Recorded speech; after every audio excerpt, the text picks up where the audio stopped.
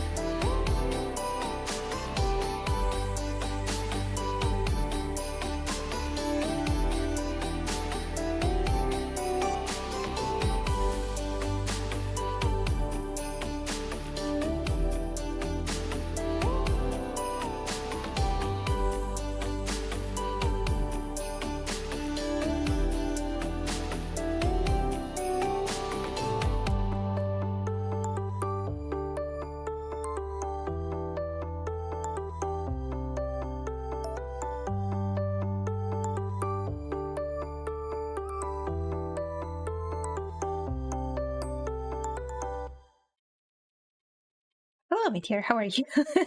Hello, everybody. Now that you mention the parachuting and being afraid of heights, I don't consider myself afraid of heights, but I consider myself afraid of falling out of the sky. I can never imagine myself going parachuting ever. Like, that is completely off my bucket list. Or, I don't know. I would never do it. Like, you can pay me and I won't do it. That is crazy. I don't know how people can do it. But yeah, I don't know. I don't know about you. Did you mean yourself being afraid of heights, or was the person from, you know, the emote that you use is afraid of heights? And would parachuting be something that you would do, Meteor? Which is kind of funny because what meteors do is fall out of the sky, you know? Landing in a bucket list. I did think of the shaking person. Okay, I see. Anyway, I think we have a trial to start today. So we'll see. Yeah. But yeah, how are you, Meteor? Let me fix the camera.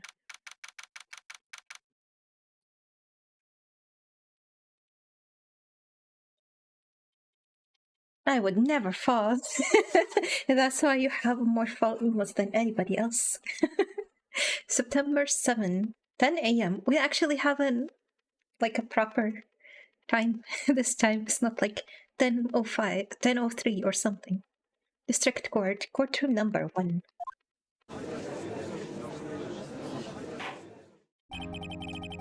Court is now in session for the trial of Miss Maya Fey.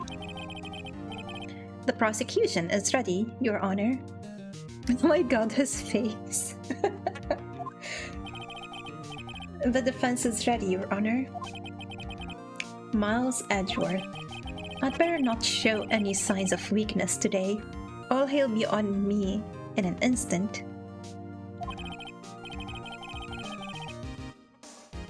Watch out, he's got 3 napkins. Mr. Edgeworth, please give the court your opening statement. Thank you, Your Honor. The defendant, Miss Maya Fey, was at the scene of the crime. The prosecution has evidence she committed this murder, and we have a witness who saw her do it. The prosecution sees no reason to doubt the facts of this case, Your Honor. I see. Thank you, Mr. Edgeworth. Let's begin then. Wait, I didn't make my statement. If we may call our first witness, Your Honor. The prosecution calls the chief officer at the scene. Detective Gumshoe. This isn't gonna go well. Witness, please state your name and profession to the court. Sir, my name is Dick Gumshoe, sir. I'm the detective in charge of homicide down at the precinct, sir. Detective Gumshoe, please describe for us the details of this murder. Very well, sir.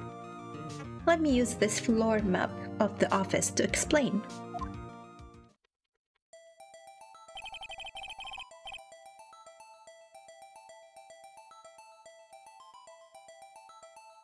Yeah, that does look pretty accurate.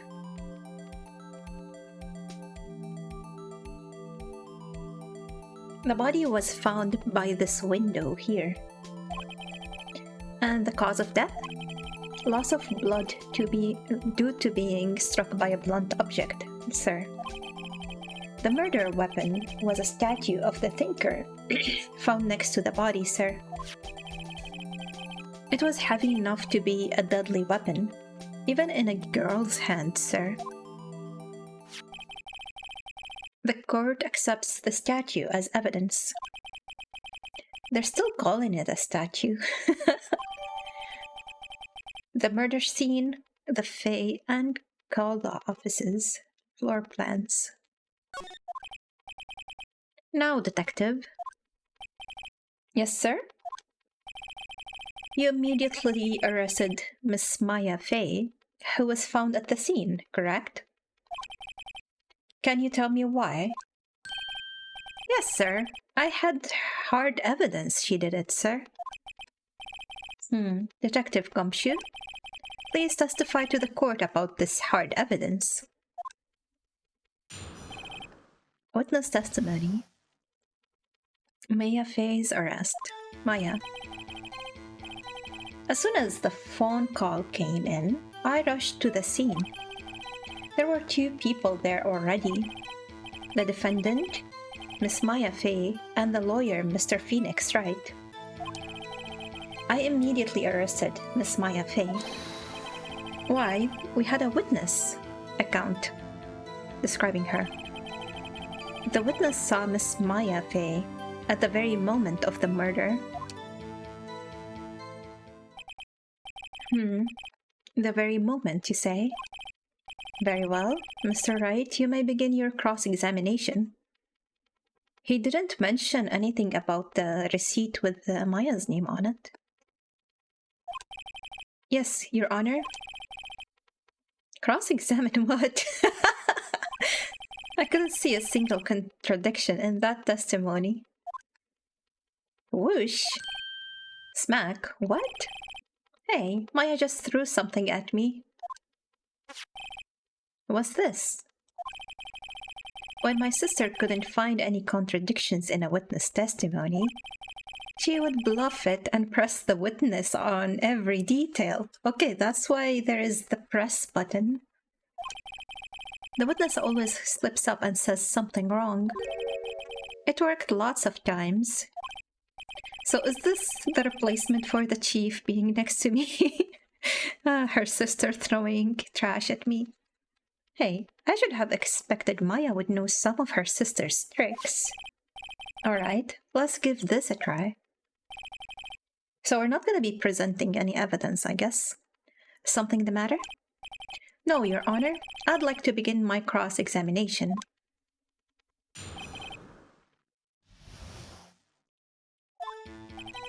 As soon as the phone call came in, I rushed to the scene.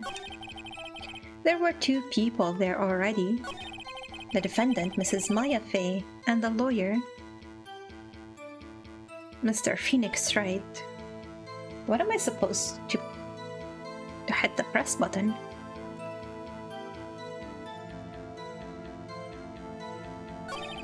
I immediately arrested Maya Faye.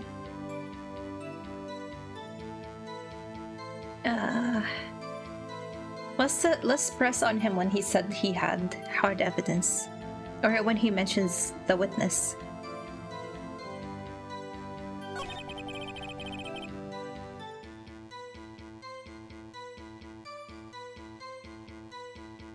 Let's ask for more details here.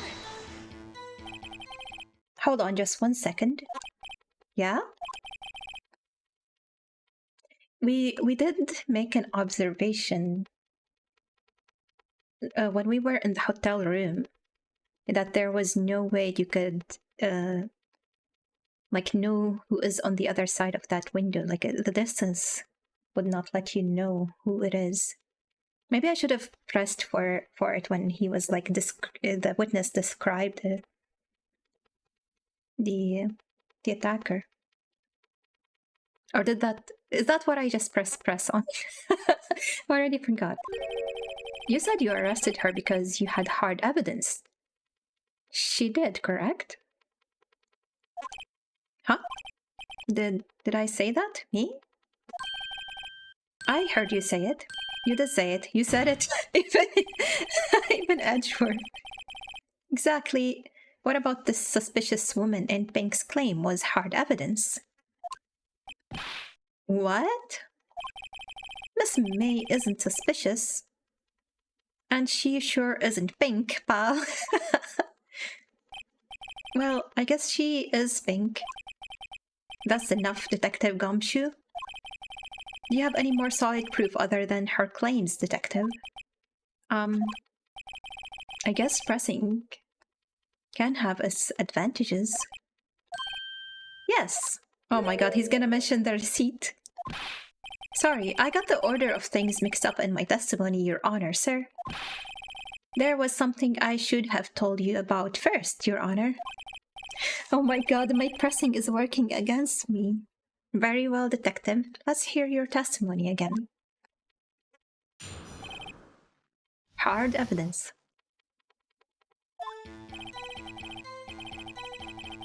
After securing the suspect, I examined the scene of the crime with my own eyes. Wait, he actually arrested her before examining the scene?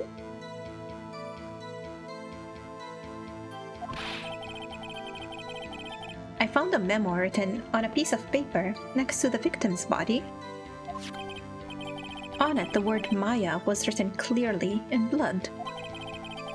Lab test results showed that the blood was the victim's. Also, there was blood found on the victim's finger. Before she died, the victim wrote the killer's name. Wait, is everybody in the jury men? How do you like that? That's my hard evidence. Maybe this is the time to present, like, the autopsy report, saying she died immediately. Before we begin cross-examination, I have a question for you, Detective. Your Honor? Why didn't you testify about this vital piece of evidence in the first place? He is incompetent.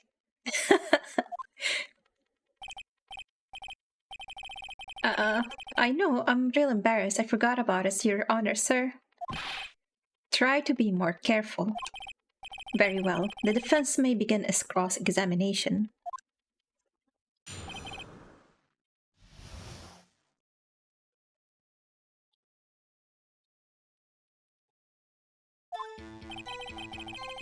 After securing the suspect, I examined the scene of the crime with my own eyes. Found a memo written on a piece of paper next to the victim's body. Let me see, let me take a look at my evidence. Instantaneous death. Maybe we need to go a little bit further until he actually mentions the name being written.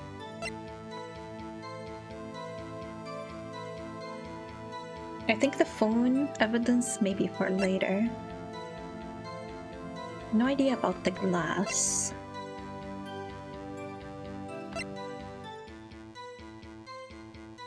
Maybe the wiretap is gonna be used to discredit May's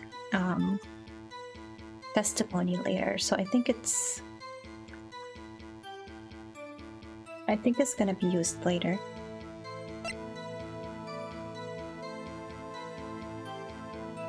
I can't say that, oh, this is not her handwriting, because we don't have anything that says she has, like, better handwriting, and also that damaged her head probably would affect that anyway, if she didn't die instantly.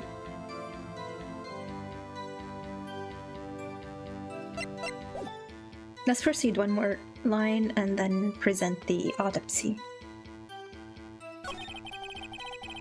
On it, the word Maya was written clearly in blood. No, wait. Let's wait to see. Let's wait until he says that she wrote it with her own blood. The blood was the victim's. There was blood found on the victim's finger. The victim wrote the killer's name. And now we present this. Detective Gumshoe. There is one thing I want you to clarify for me. You say that the victim, Maya Fey, wrote this note. Objection! What's up, Soren? How are you?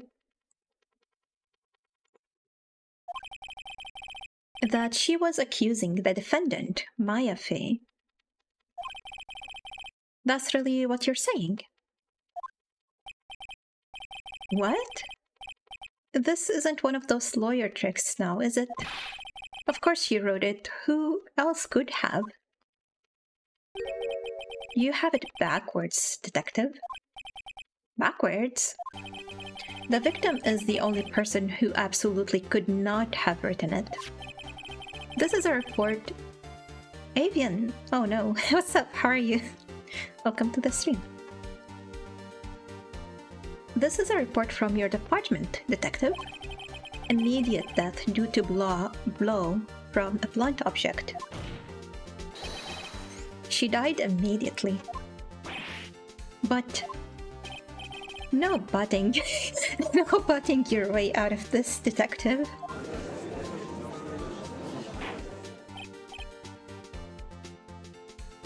Glad to be here. Please brave yourself. Welcome. Order, order. The defense has a point. Someone who died immediately wouldn't have had the time to write anything down. No. Edgeworth. Is he gonna question the autopsy? Mr. Wright. I beg your pardon, but when exactly did you obtain that autopsy report? Oh my god! We did not obtain this in a in an allowed manner, and neither did we get the phone in an allowed manner. Neither did we speak to the pink lady. Oh my god. Okay. When? I don't actually remember the dates. I think it was the next day though. Should I be honest and say I forgot? Okay, let's go with the day after the murder.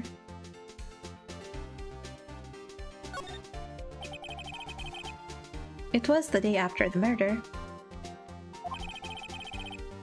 The prosecution's point being that autopsy report is outdated. What? He has a different autopsy report? What? The second autopsy was performed yesterday at my request. Death was almost immediate due to blow from a blunt object. But there is a possibility the victim lived for several minutes after the blow. I received these results this morning. No way. He got a second opinion on the autopsy? Your Honor, it's quite easy to imagine what the victim did have time to write. That the victim did have time to write Maya. That is all. I see.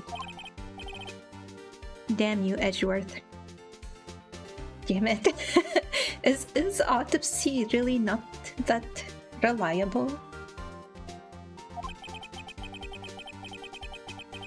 I should have known you'd have something up your sleeve. Why, Mr. Wright, you look shocked. Something you want to say? Oh my god, I don't like my options.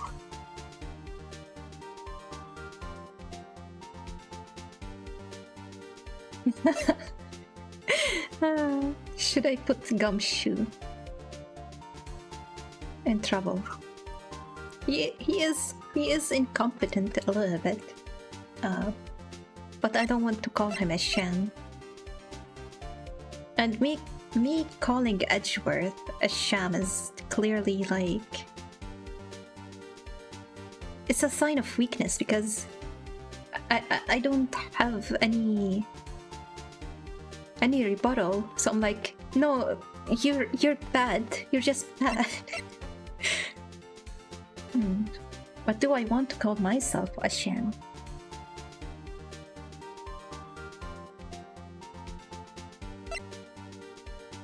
I don't like any of these options.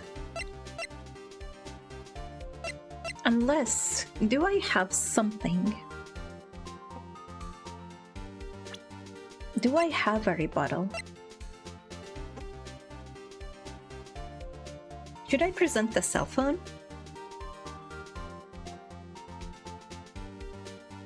Because the cell phone has evidence that Mia called for Maya to come pick up the clock, and she was like concerned about it. She was trying to protect evidence inside of it.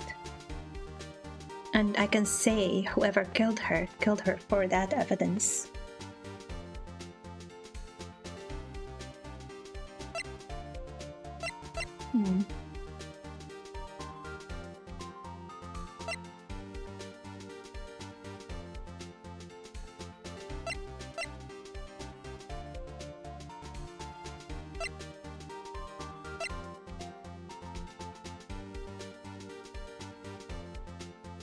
Yeah, I think I'm gonna call Edgeworth a sham, and then when they give me a chance to present, I'm gonna do the cell phone.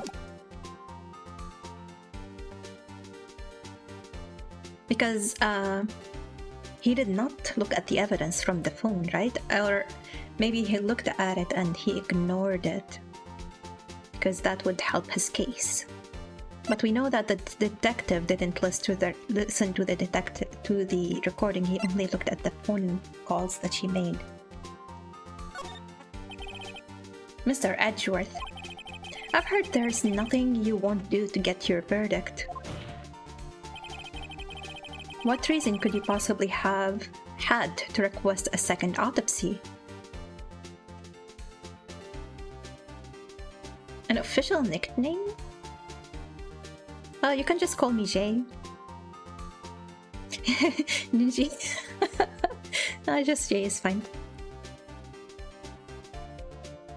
Sorry for not introducing myself, I guess. But yeah, my name is Johanna. You can call me Jay. I am a newbie artist and a newbie gamer. That's my introduction.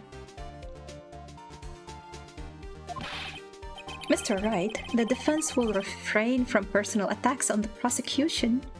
No, they didn't let me present the phone. No matter, Your Honor. Mr. Wright, say what you will, the evidence in this report is undeniable. Your Honor, I submit this report to the court. Understood. The court accepts the evidence. Damn it. Well, Your Honor, the evidence strongly suggests the victim was identifying the killer. I suppose that's the obvious conclusion, yes. Did we lose? Darn, this isn't good. The prosecution would like to call its next witness. Damn it, they didn't let me present the phone. I just love seeing people experience these nostalgic puzzle games firsthand. This poor innocent girl saw the murder with her own eyes. Let the witness, Miss April May, take the stand. Exactly what part of her is innocent? Oh my god. Hopefully I don't get myself in trouble in the court by saying something lewd to her, something that could be interpreted in a bad way. Witness, your name, please. April May. Oh my god, that jiggle. We wouldn't have seen that unless we lowered the opacity on the, the text box. April May, at your service, wink. Oh my god.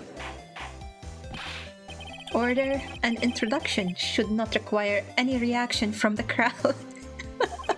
They were reacting to the wink and the jiggle. The whole audience is male. The witness will refrain from wanton winking. Oh, yes, Your Honor. This is not good.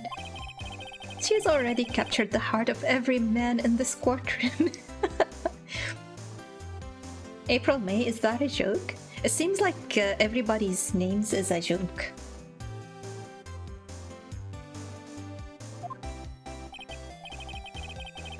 Tell us, where were you on the night of September 5, when the murder occurred?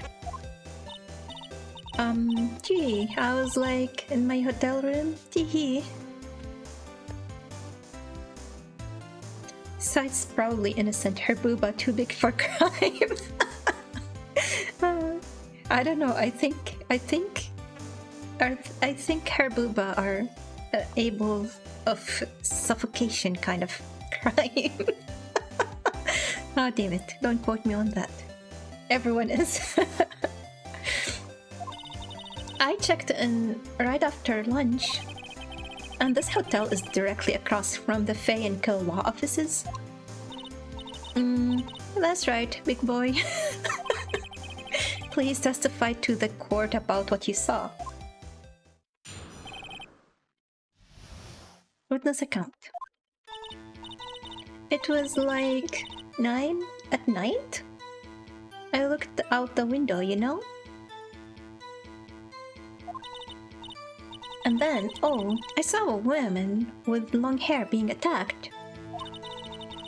The one attacking her was the mousy girl sitting in the defendant chair. Mousy? And then the woman, like, dodged to one side and ran away. But that girl, she caught up to her and she hit her. When the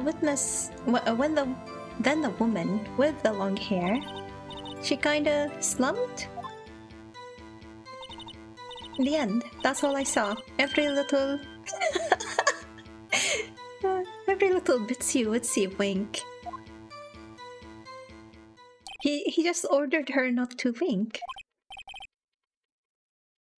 Well, Your Honor, I see. It is a remarkably solid testimony. I don't see a need to trouble the witness any... Wait, Your Honor. Yes, Mr. Wright? What about my cross-examination? I thought the witness's testimony just now was quite firm, didn't you? Mr. Wright, I understand you were Miss Maya Faye's understudy, were you not? You must know her techniques well. Her cowardly way of finding tiny faults are perfectly good testimonies. And perfectly good testimonies. Hey, how dare you? Firm and bouncy. You're right. That is a contradiction that we need to point out. Well, Mr. Wright, will you cross-examine the witness? Yes, I'll gladly proceed with cross-examination.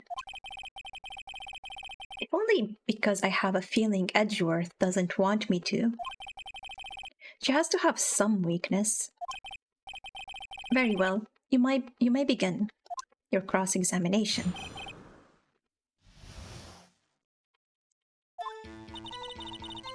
It was like 9 at night. I looked out the window, you know? Let me take a look at my evidence.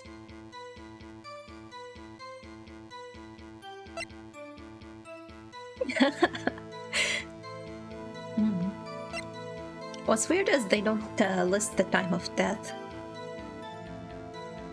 We kind of know the time of death because we saw what happened, and when it happened, it was like 3 minutes before 9.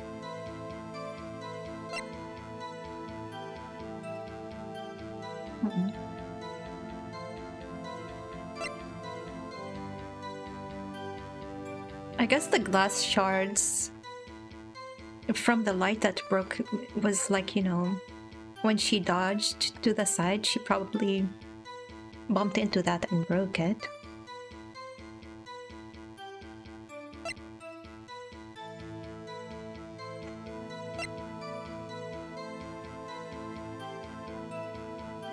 Is there any... I don't think the wiretap can be used to discredit her, like... We can't, like, we cannot attach a reason for why she has a wiretap yet.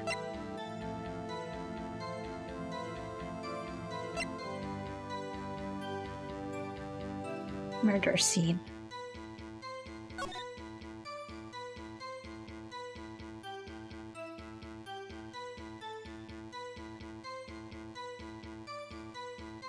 There are shades on the window. Like, maybe we need to consider her line of sight. So let's listen in on her testimony. And also, the other thing is, it is at night, like, even with the lights on, can you actually really tell who it is from that distance? And then, oh, I saw a woman with long hair being attacked.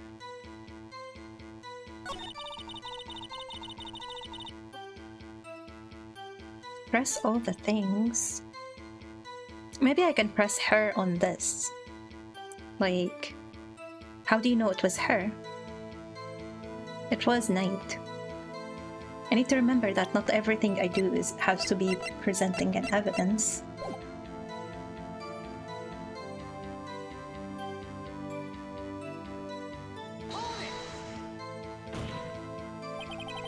How do you know she was the defendant? Well, you know, she had a girlish physique. Women know these things. Look, I just know, okay? There was only one person at the scene of the crime with the short, girlish figure. The testimony is bulletproof, Your Honor.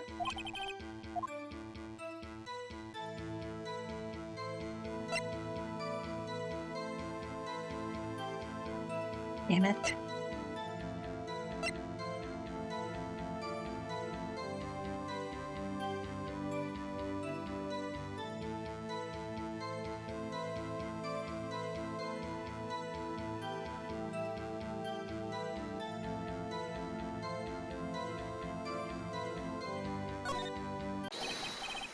Hold on a minute, that testimony stinks. What? Miss May, I'm willing to bet that...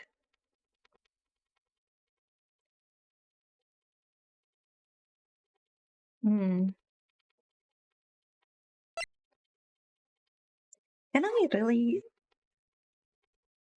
accuse somebody of lying under oath when I don't really have any evidence?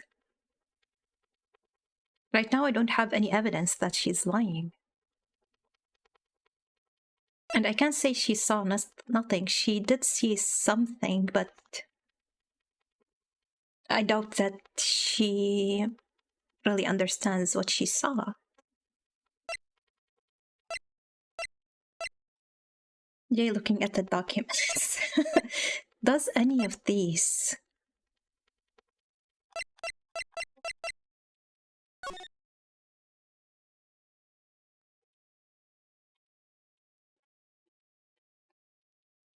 I mean, even if I'm gonna question the line of sight, she hasn't mentioned the, her sliding out of the way and dodging yet.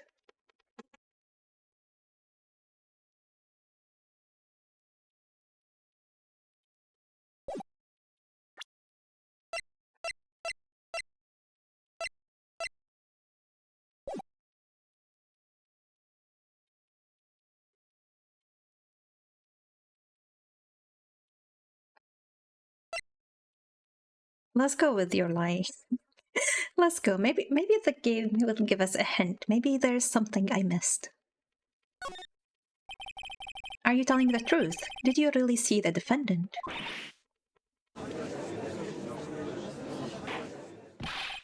Mr. Wright, what's the meaning of this? Yes, what is the meaning? Somebody tell me because I'm clueless about this, I mean. Okay. If you had really witnessed my client, Maya Fey, you would have noticed her clothes before noticing her physique.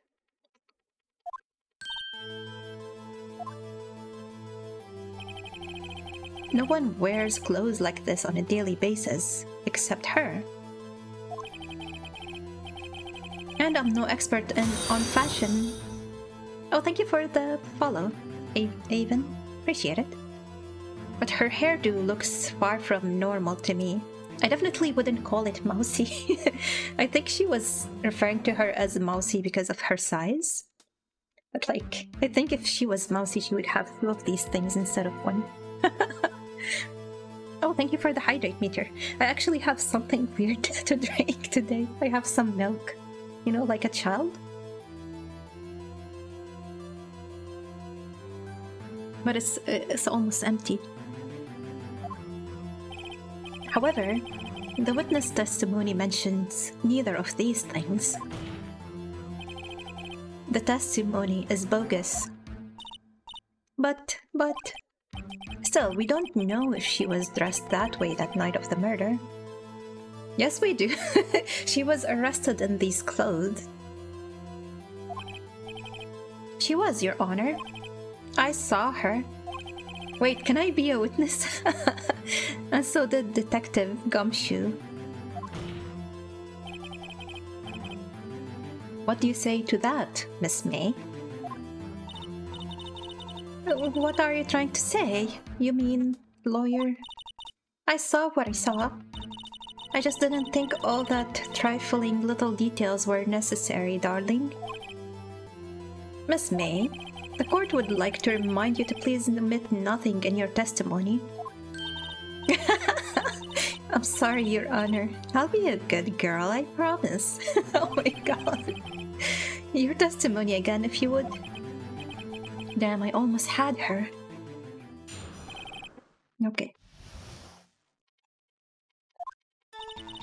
I did see everything, I did. The victim, the woman. Okay, we're actually seeing the line of sight right now.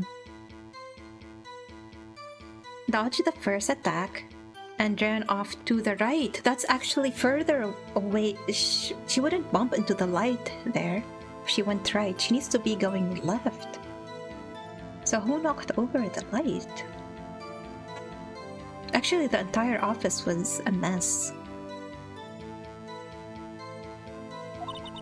Then the girl in the hippie clothes ran after her. And she hit her with that weapon. I saw it. I did. But if she ran into the right and she got hit after running into the right, she would not be in her line of sight anymore. That clock? She knows it's a clock.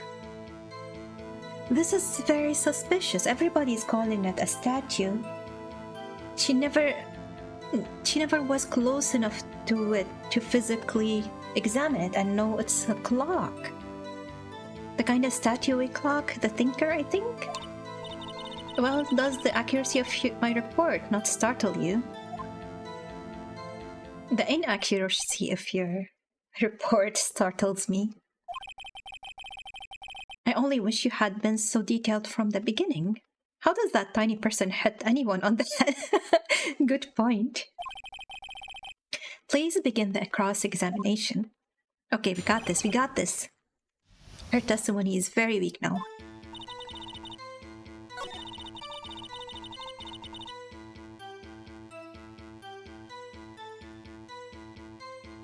Let's hold on. I want to wait to the part where she says clock. Because even in the evidence, it says a statue.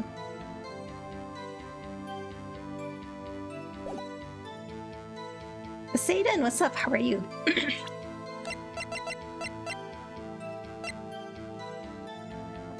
We can use this after she says, like, she ran to the right and then got hit, and then I can present this and I'm gonna be like, that wouldn't be in your line of sight either. So I think I have two things that I can present. Doing fine? Nice.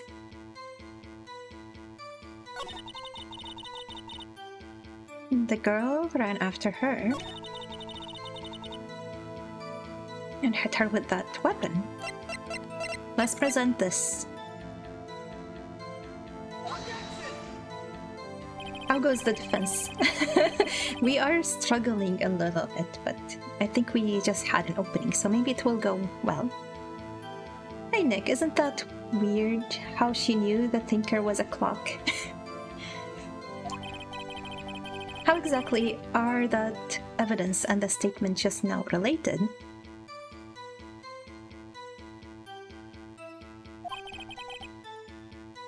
They aren't, are they? Wait, Phoenix doesn't see the connection? No, he doesn't. Oh my god. Now I know what that bar is for. Okay.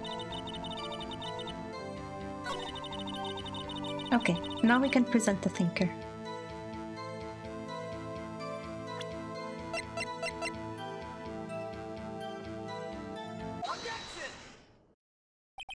Miss May, what you just said now was quite revealing. Revealing? Why do you think that? Wouldn't you? Oh, you'd think that. Wouldn't you, naughty little lawyer? Mr. Lawyer. You just said that this statue of the thinker was a clock. But there's no way of knowing that just by looking at it. Another person in much the same position as you recently called this a clock too. And he was found guilty of murder.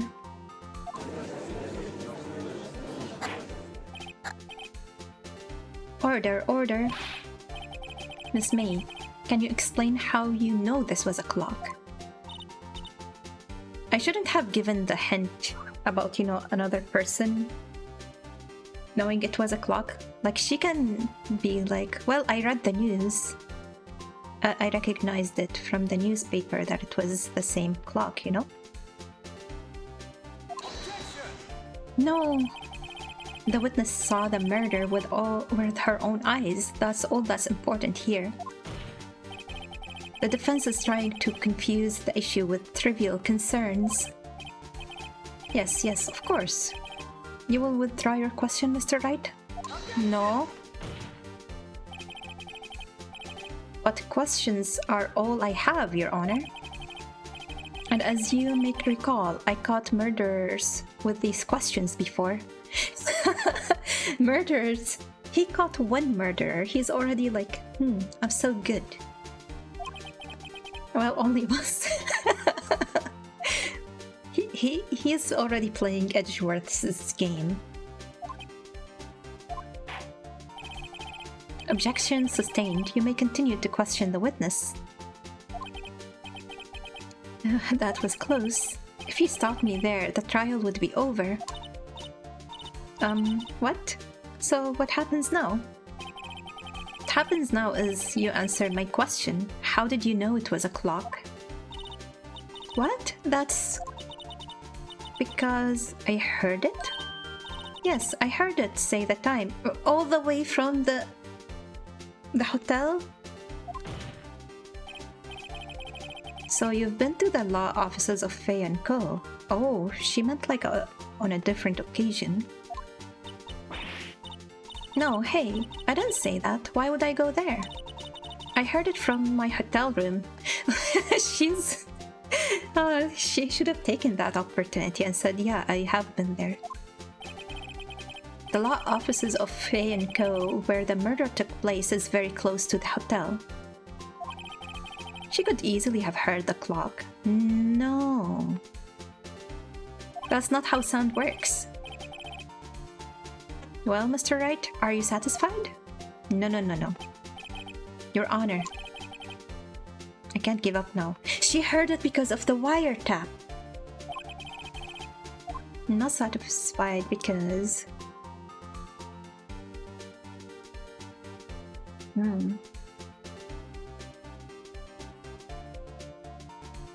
It couldn't have rung? No. She couldn't have heard it unless she had the wiretap. You were at the hotel. There's no way you could have heard a clock go up in the building next door. You have proof that she could not? Damn it. Amateurs. Listen to me, Mr. Wright. In the courtroom, proof is everything. Without it, you have nothing. You are nothing. Then I would like to propose to test to see if she really could have heard.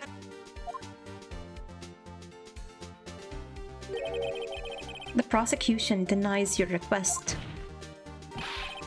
What? On what grounds? This is a trivial matter with no direct bearing on the case at hand.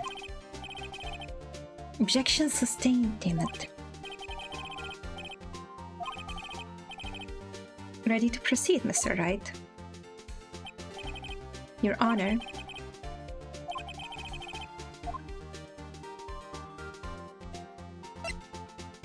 Okay, I guess they're giving us another chance. But why couldn't it have rung? There is like in her testimony she says it was at 9. And that would be a logical time for a clock to ring, like if it rings every top of the hour. Wait! I know! I forgot a very important detail. It didn't ring because Mia removed the clock parts to put the paper evidence inside. How did I forget this? Your Honor, members of the court. It is inconceivable that the clock in question rang. It's empty. It's missing its clockwork. How could you possibly? Just take a look right now. Oh. See anything interesting, Your Honor? It is as the defense says. This clock is missing its clockwork. It's quite empty. Mr. Wright, would you care to explain to the court the meaning of this? As you can see, the clock was empty. It couldn't have rung. Therefore, this witness is a big fat liar. Fat? Well, Miss May?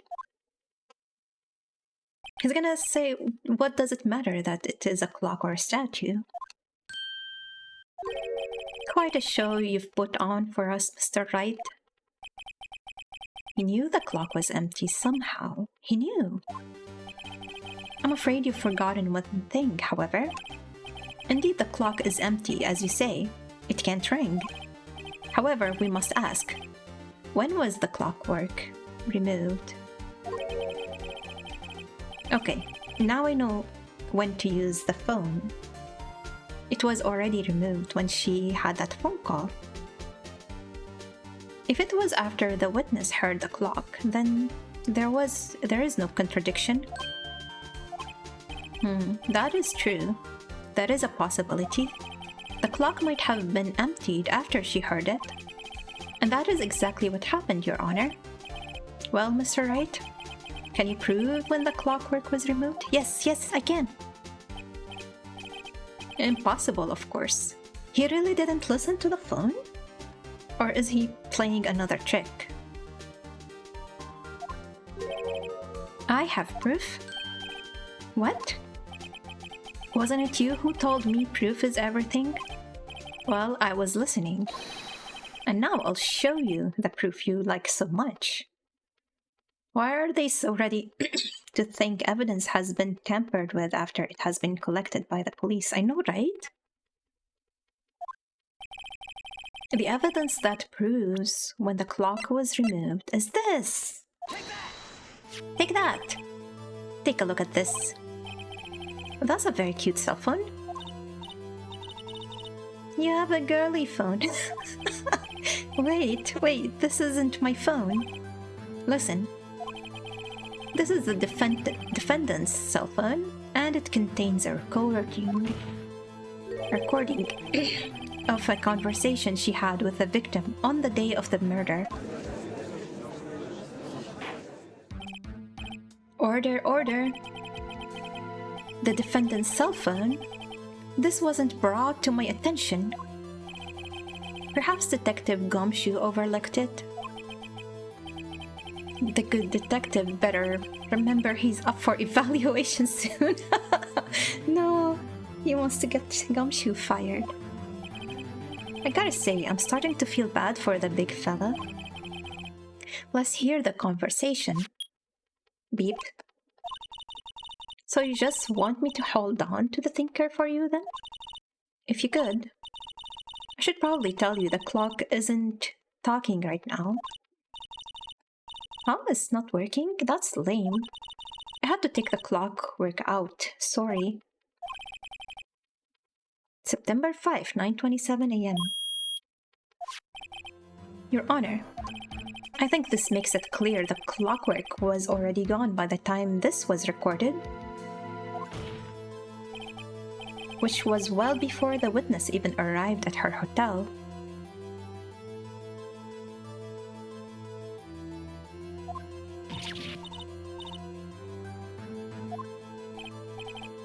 Well, Miss May, would you care to explain this to the court? Just how did you know that weapon was a clock? Well, isn't it obvious? I saw the clock before. What store was that again? No, that was not in a store, it was handmade. I got so many. Oops, I forgot. So the witness has seen it before, that would make sense. No, Judge, you already forgot too. You've seen this clock before. You know it was handmade. No, actually, he doesn't know it was handmade. Larry told us it was handmade after the trial. Yes, I do have an objection. The witness claims she had seen it before. But this directly contradicts a piece of evidence already submitted to this court. Well, let's see it. Wait.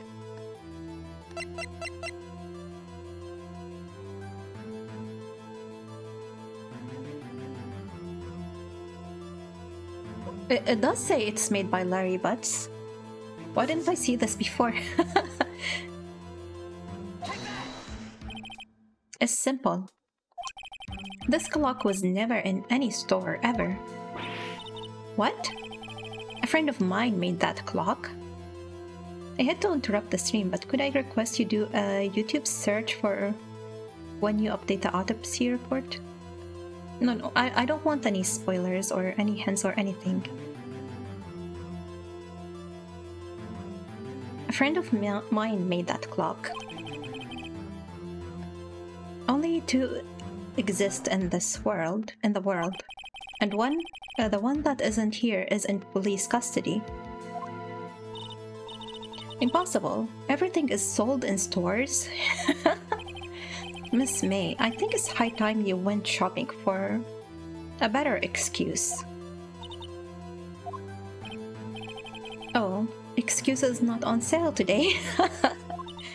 Oh, hello. Oh my god, the heart is spinning. It went upside down. What is it to you, porcupine head? That stupid clock doesn't matter, okay?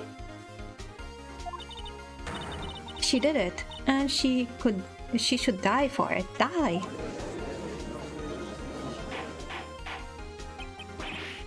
Whoa, let's not get ahead of ourselves. This is a court of law, and the witness will remain calm. Oh. Silly me. Did I, lose it? I guess I did, teehee. Scary. Miss May, let me ask. Tell me, how did you know the weapon was a clock? Oh dear.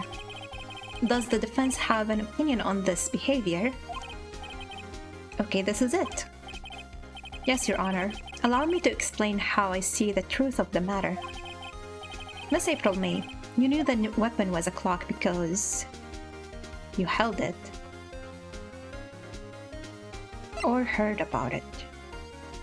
Let's go about heard about it, because her partner probably said it. The witness had never held the clock in her hand. However, she had heard that it was a clock. Heard? That is correct, Your Honor. There is no other way she could have known the thinker was a clock. And I can show you the proof. Well, this is interesting. Let's see it then. Damn it. Is this the wiretap moment?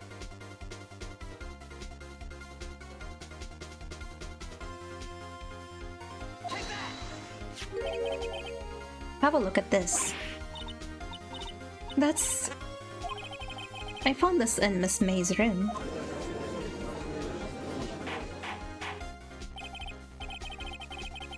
It's possible that's also she's not a partner, but she had the office wiretap for whatever reason and she heard the conversation. But then why would she insist that Mia was the murderer unless she's an accomplice, you know, trying to protect the murderer? So I think it's more like she is an accomplice. And probably the wiretap is how they knew that they needed to get the clock back with the evidence inside of it before Maya came. You were tapping the victim, Miss Mia Fay's phone, were you not?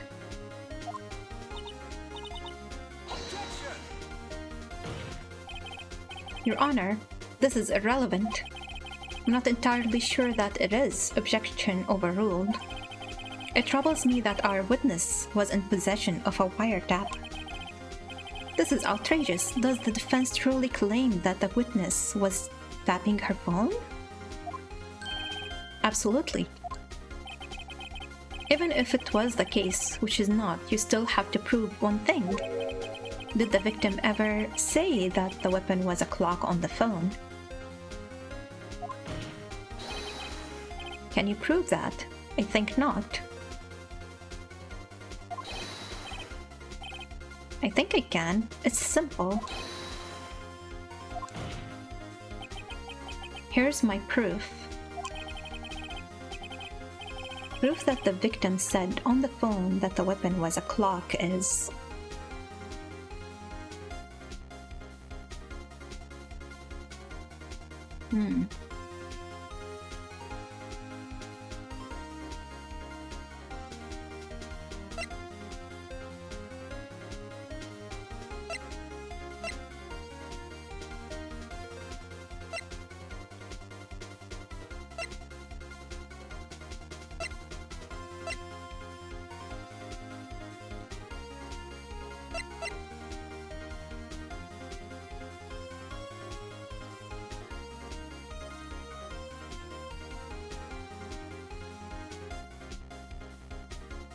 The victim?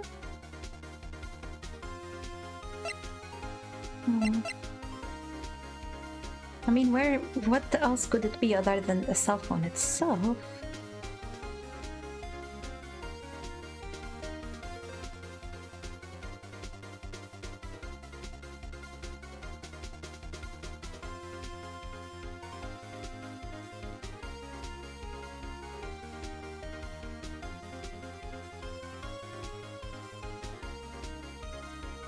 Why are they asking me this again? Like, we already listened to the recording and she did mention it was a clock. So I am very confused. And she wouldn't be like,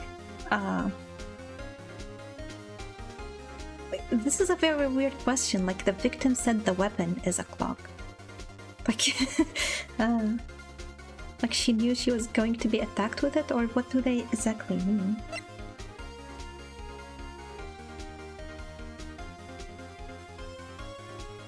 I'm gonna do the phone again. Like, we already... Edgeworth is dumb. Maybe. We've seen that. Listen once more to the conversation between the defendant and the victim.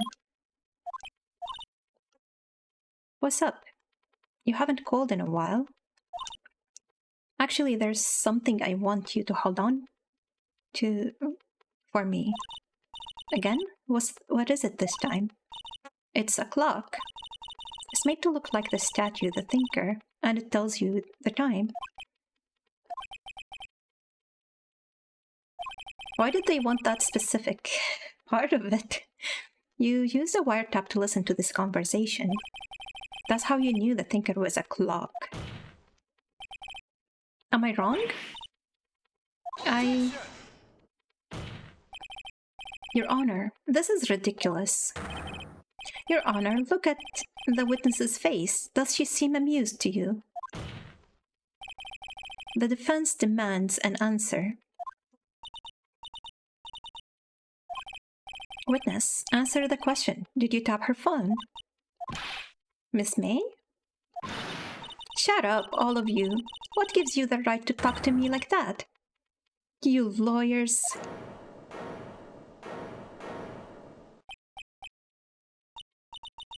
It's not fair, all of you ganging up on me like that. The bad girl? Is that it?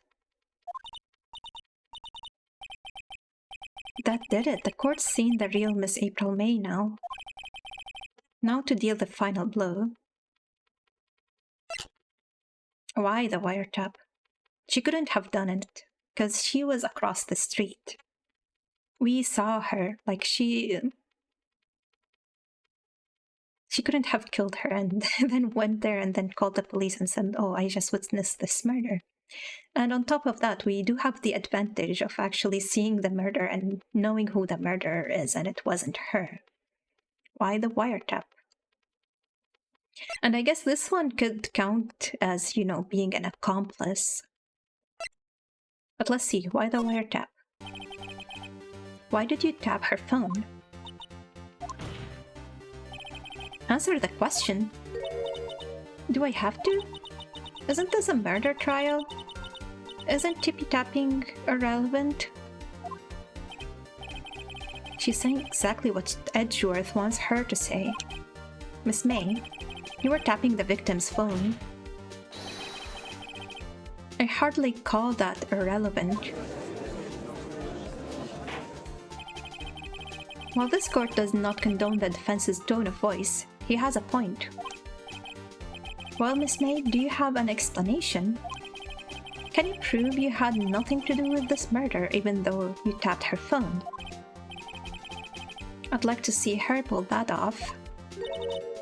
Mr. Lawyer, I saw that evil grin. You're probably thinking I'd like to see her pull that off, weren't you? She read my mind. Well, you're not the first man who's thought of that, and of course I can and will. You can't be serious, no way. Way, I say, way. And I assure you I'm serious, Mr. Lawyer. Okay, so the killing happened around 9 at night. Why, that's just when I was getting room service from that sweet bellboy. Room service? Iced coffee, I believe it was. Iced coffee, you know, like normal coffee, but cold. If you don't drink it quick, the ice melts and then you have regular cold coffee. Iced coffee? You think I'm making this up? Ask bellboy. The witness was not on the scene at the time of the murder.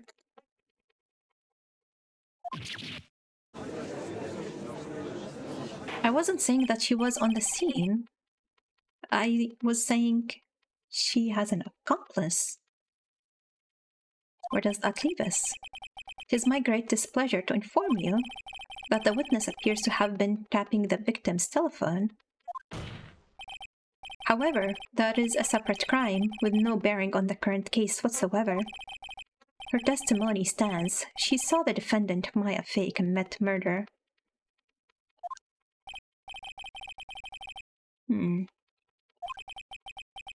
There's no way I can win this unless I tie Miss May to the murder somehow.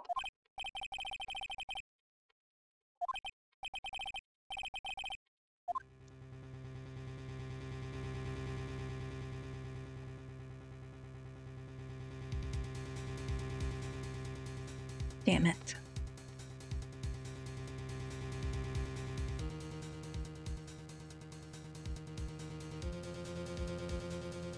I don't remember what we talked about when I was with the bellboy, but he did mention that she has a lot of people coming to visit, right?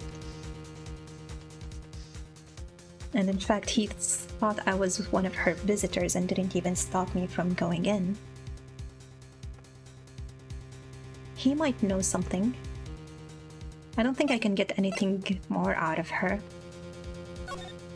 So otherwise, preoccupied, she wouldn't have seen what she said. That is another good point. The defense would like to call the hotel bellboy as a witness. There's something suspicious here, and I'm going to get to the bottom of it. I think you've sunken quite low enough already. I object to calling the bellboy. He knows something. He knows the bellboy has something. Why? What's your reason? Because I hold that the wiretapping had nothing to do with the killing. He's a bellman.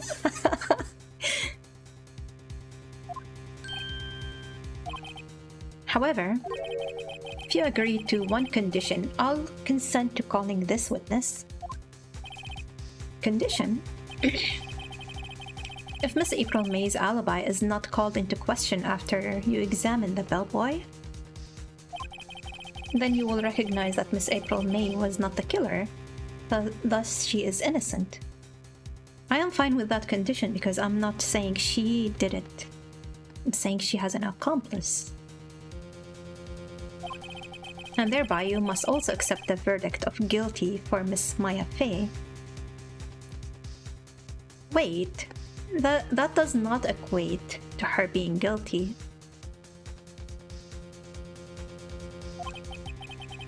There's my condition. What?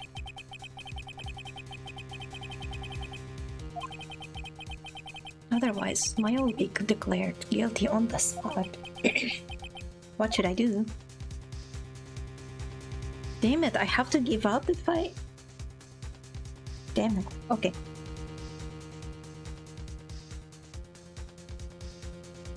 Shouldn't the judge step in here? Like... I don't know. Let's accept the condition. I've got nothing to lose except for everything. I accept you to do anything if you accept to pleading guilty, genius. It may be a different crime, but it would have possible evidence on and should thus be examined. Yeah. I accept your condition. Fool. You fell right into my trap. Uh-oh. Wait. Very well. The court calls the hotel bellboy to stand.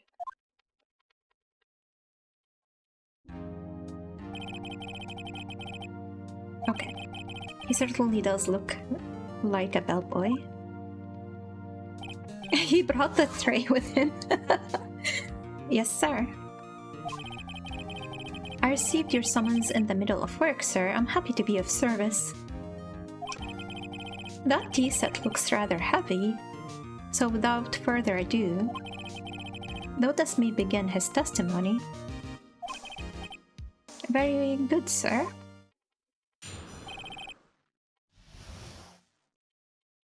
Am I gonna be the one asking questions now, since he's my witness? Always ready, a true professional. Yes, I am the head bellboy at the fine Gatewater Hotel, in business for 4 generations. I believe I received a call after 8 in the evening from our guest, Miss May. She asked for an iced coffee to be brought to her at 9 on the dot, sir.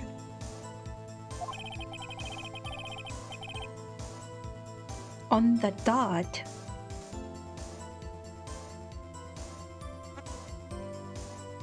So she couldn't have seen it. I brought it to her at precisely the requested time, of course. Why would she want it to be exactly 9 as well? Looks like it looks heavy, so let's make this fast. No, you can't put it down. You'll ruin the finish of the stand. And I delivered the iced coffee to our guest, Miss May herself. I see. The defense may begin its cross-examination. We arrived, I believe, at 8:57. And she was already dead. So she actually got the iced coffee after the murder. Perhaps even after we did see her calling the police.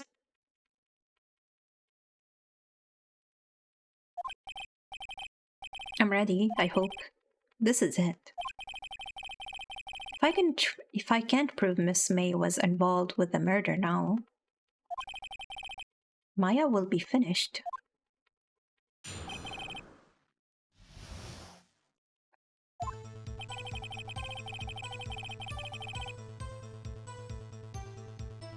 I want to take a look at my evidence.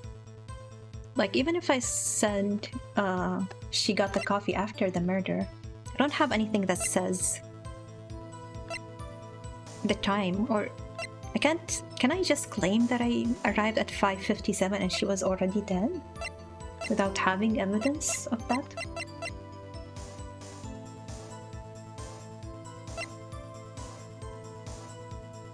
I think I'm gonna press him when he says 9 p.m.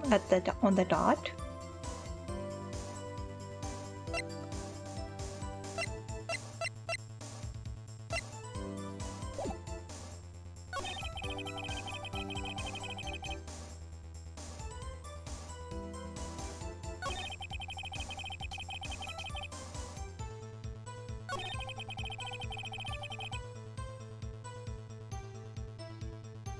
Should I do it on this line or wait until he says she got it from here? From him.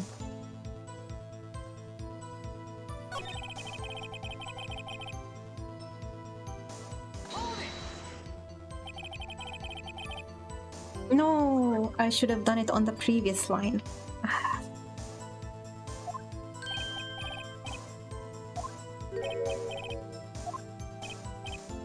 Yes, sir. Very absolutely, sir. It's an endearing mannerism of mine.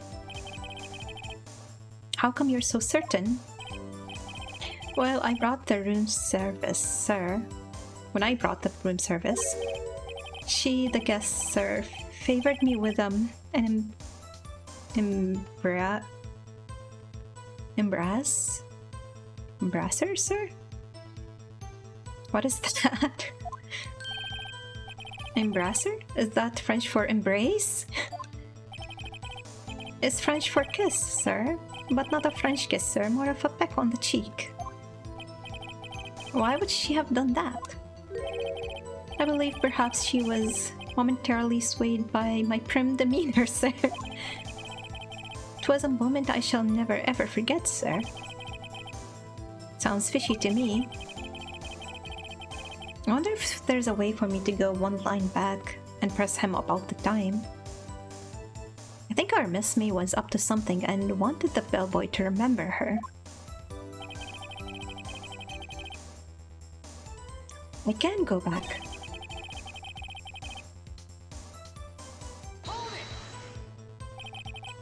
Precisely 9 then. Precisely, exactly, and most definitely, sir, 9 p.m. How can you be so sure?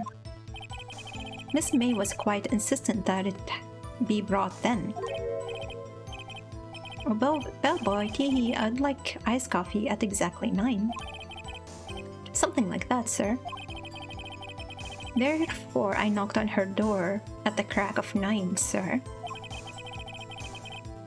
Why would she be so particular about the time? Because that's her alibi, right? It's no good. There's nothing there. Is that it? Did we lose? Ah. This bellboy has absolutely no reason to lie. Now, if you have any decency, will you end this rather tedious cross-examination here? It was a bit tedious. The witness may leave the stand. I can't let this happen. Wait, please wait. Does the defense have something to add? One last question. Let me ask one last question. Your Honor, I must object. This charade of justice has gone on long enough. Now, Mr. Edgeworth. Alright, Mr. Wright. I'll give you one more question, that's all. Okay. It also means she was very excited to see her copy for someone who just saw a murder. You're right! Okay. This is really it. Now, this is my last chance. What do I ask him about?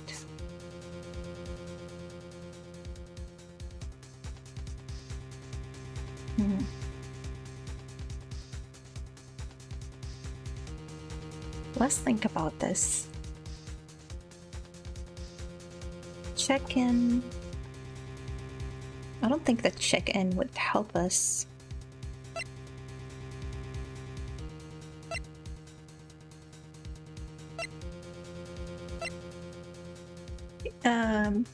Phoenix did make like a note, or like when we examined the room, he was like, "Oh, that bed is made." Like, why was that important?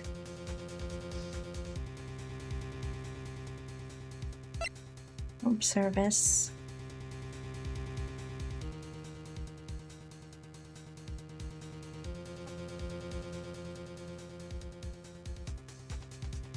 Moment.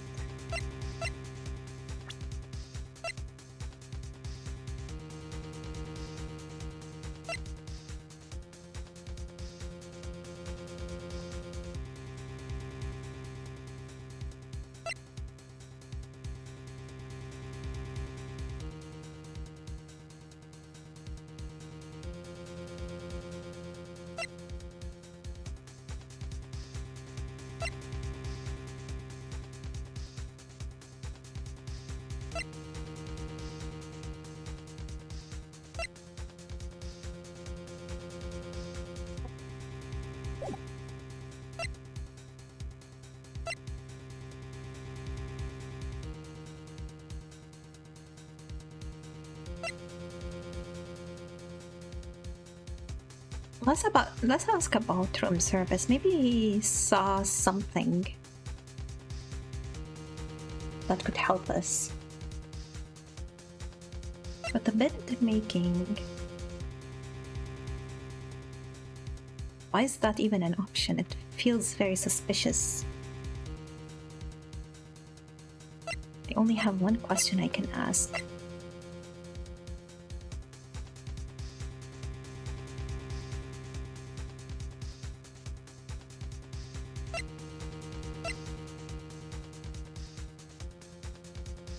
You know what? Damn it. Okay. I'm gonna save.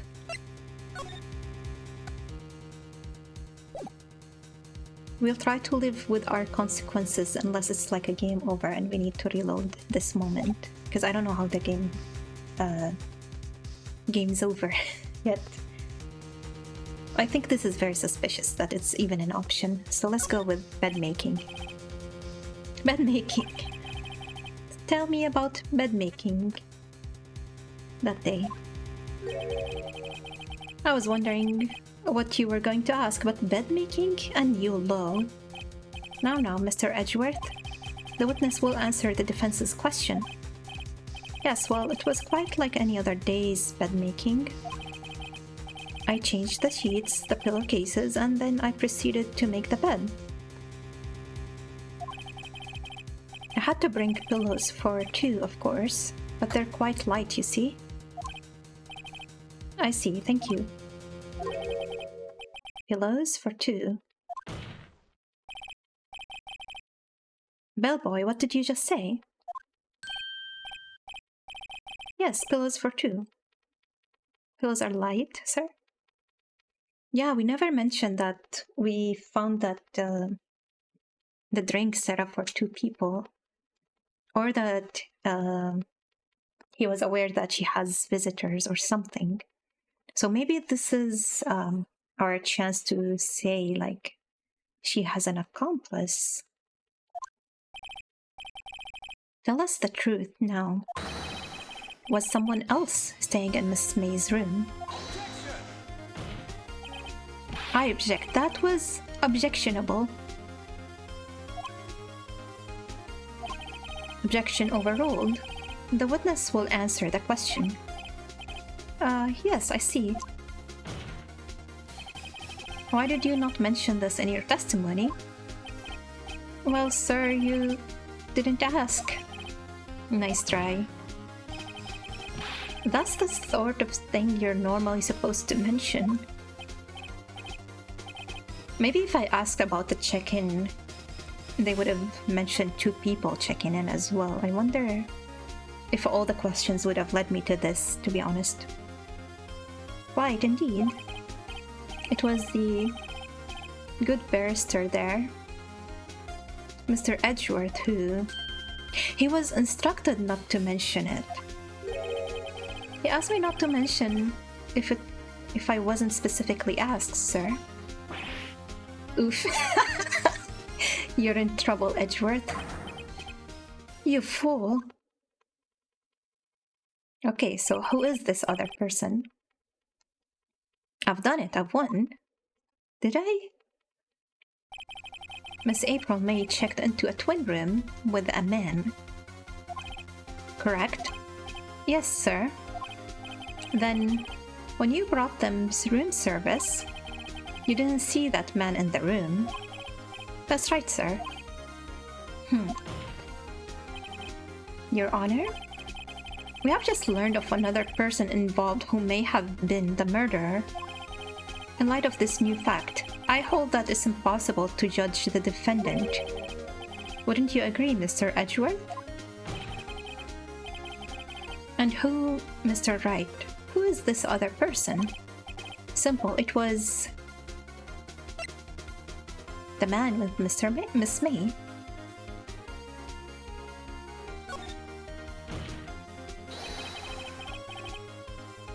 The man who checked in with Miss May.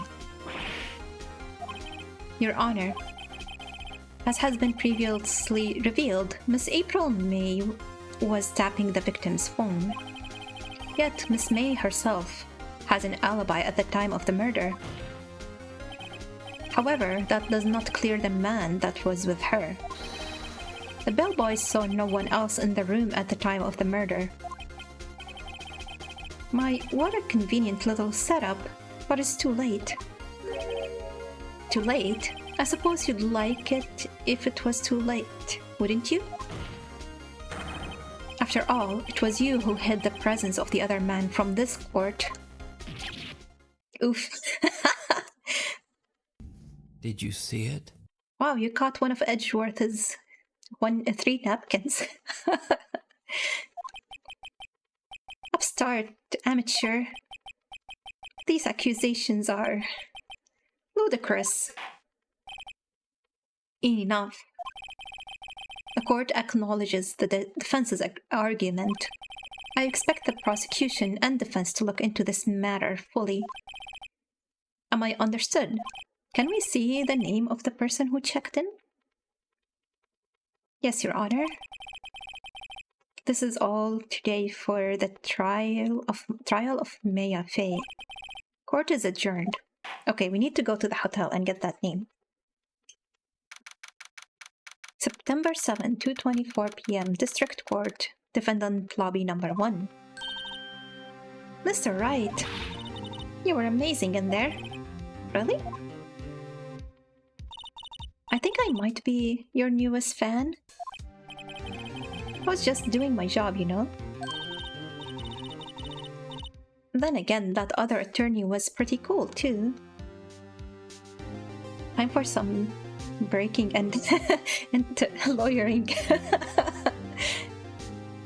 really is not a great case. Huh. That face of his, with his eyes wide and trembling lips. Wait, is he her kind of man? Sent shivers up my spine. If you say so. So, what happens with me? Do I get to go home now? Don't admire the opposition. Dr. House had that too, where they just keep breaking into people's houses. You know, I used to actually watch Dr. House. I don't remember much about it, but I remember really enjoying that show.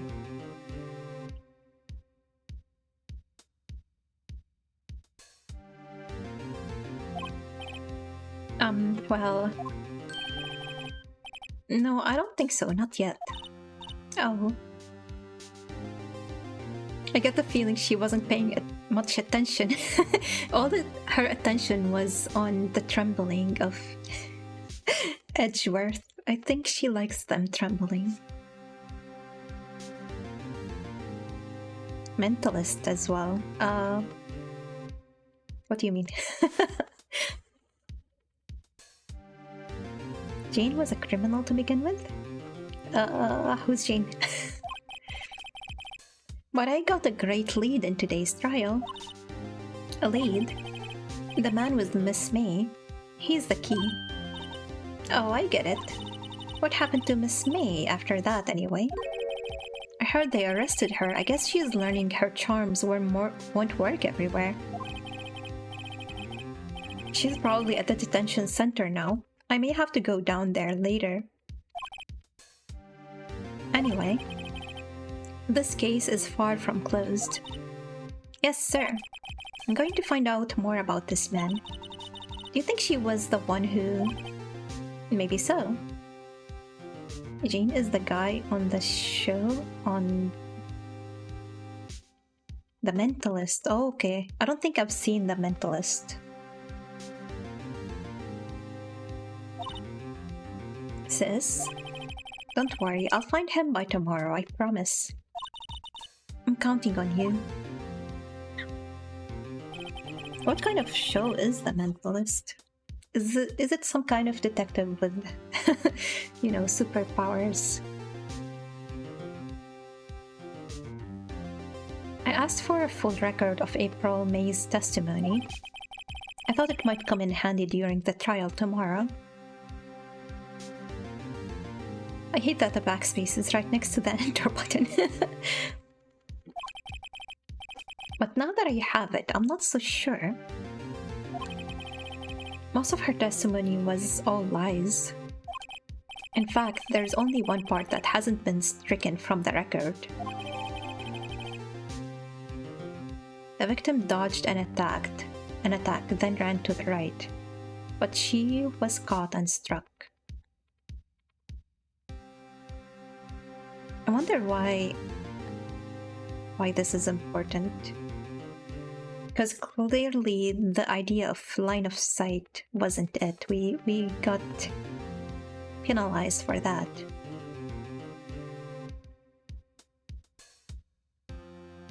I guess the position of the body would have been different if she was killed in the right as well. I don't know how much good this will be. This will do me at all now.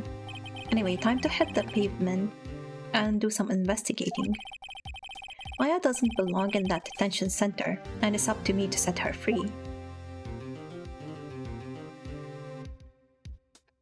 Is this the end of chapter 2?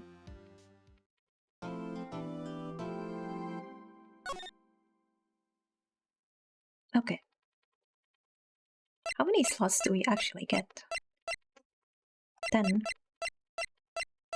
Let's start overwriting, I think.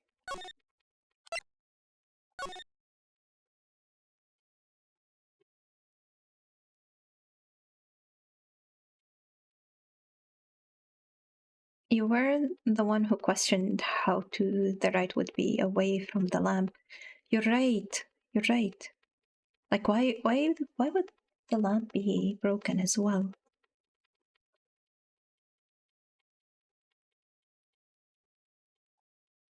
I know that because I wasn't paying attention.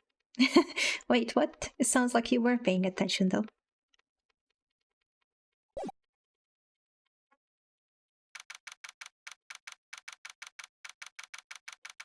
September 7th, 3:11 p.m. Detention Center Visitors Room.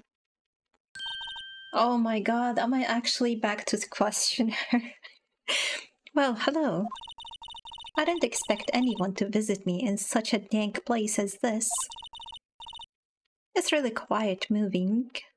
Quite moving? What? Not, you stinking lawyer, I hope you die. Have you come to laugh? Yes, laugh at At the fallen Miss May? No, not really. There's something I wanted to ask you. Unfortunately, there is nothing I want to be asked. Haven't you done enough questioning, you spiky head? Here we go again. Please, you're scaring the security guard. So, what is it you wish to ask of me then? For starters, how did you get to be so totally whacked? Let's see, I don't think there's anything new here, right? Is he really scared? Or maybe he just doesn't get to see a lot of women like Miss May in here.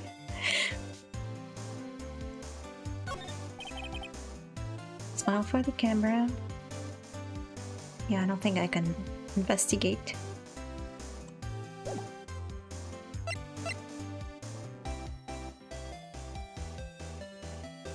And let's talk to her before we present the thing about the moving to the right.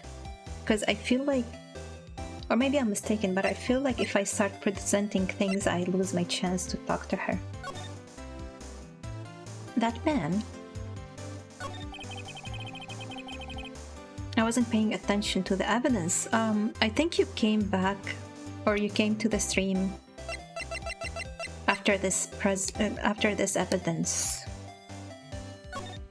was presented, so you didn't see the floor plan. You see the lamp is to the left.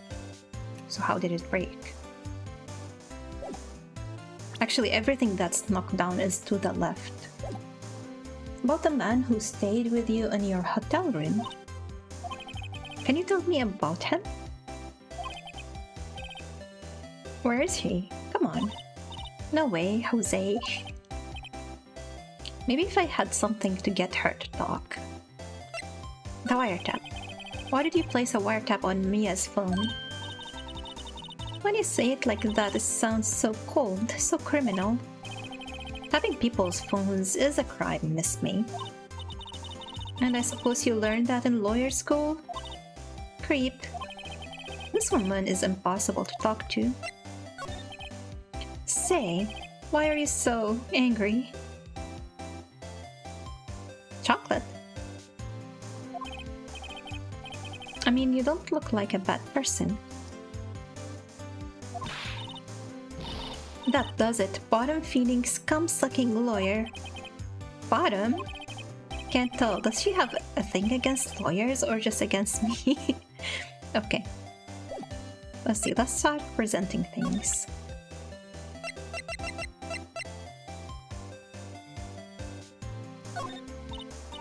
Hey, guess what? Actually, I really hate your guts. So get lost because, well, I'm not cooperating. Thanks, I noticed. Maybe she will say that to every single thing that I give her. Let's see. Yeah, she won't. She won't.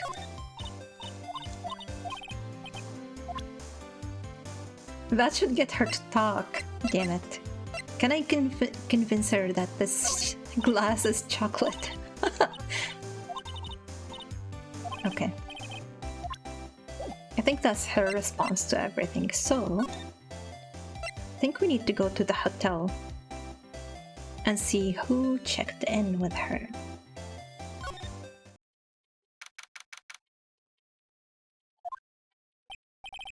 Welcome, sir. Quite the performance today, if I dare say so myself. Thanks. Sorry for putting you on the spot like that. Whoops. Let me be right back. I think I need to take this.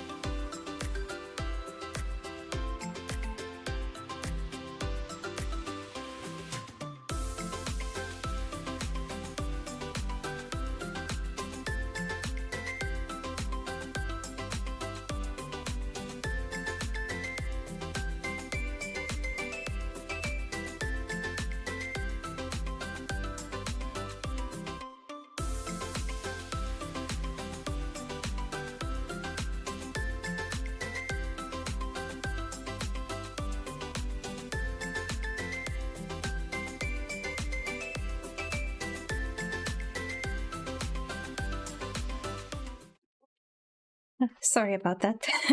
I had to take that phone call because it was for scheduling an appointment thing. What was I saying? What were we talking about? Not at all, sir. Your efforts today can only help the Gatewaters rep, as they say. Rep? Yes, our reputation will swell as the hotel where the murderer used a wiretap. You can charge a premium for the room, of course. It will be great for business, sir. I think he would even prefer it if the murder occurred here. Whoa, Miss May hasn't been charged with murder. I too will become famous. The bellboy who brought the murderer iced coffee. Why do I feel like we're both stuck in the same bad dream? So, you are our honored guest. Please let me know if there's anything I can bring you. Let's see. Is there anything I can actually still examine? There's still a screwdriver stuck in that drawer. Please leave that as it is, sir. That's the drawer of terror, hiding place of the murderer's wiretap. They want to leave the scene of the crime as it is. It's set to become one of the most popular attractions here. This guy is serious, I don't believe it.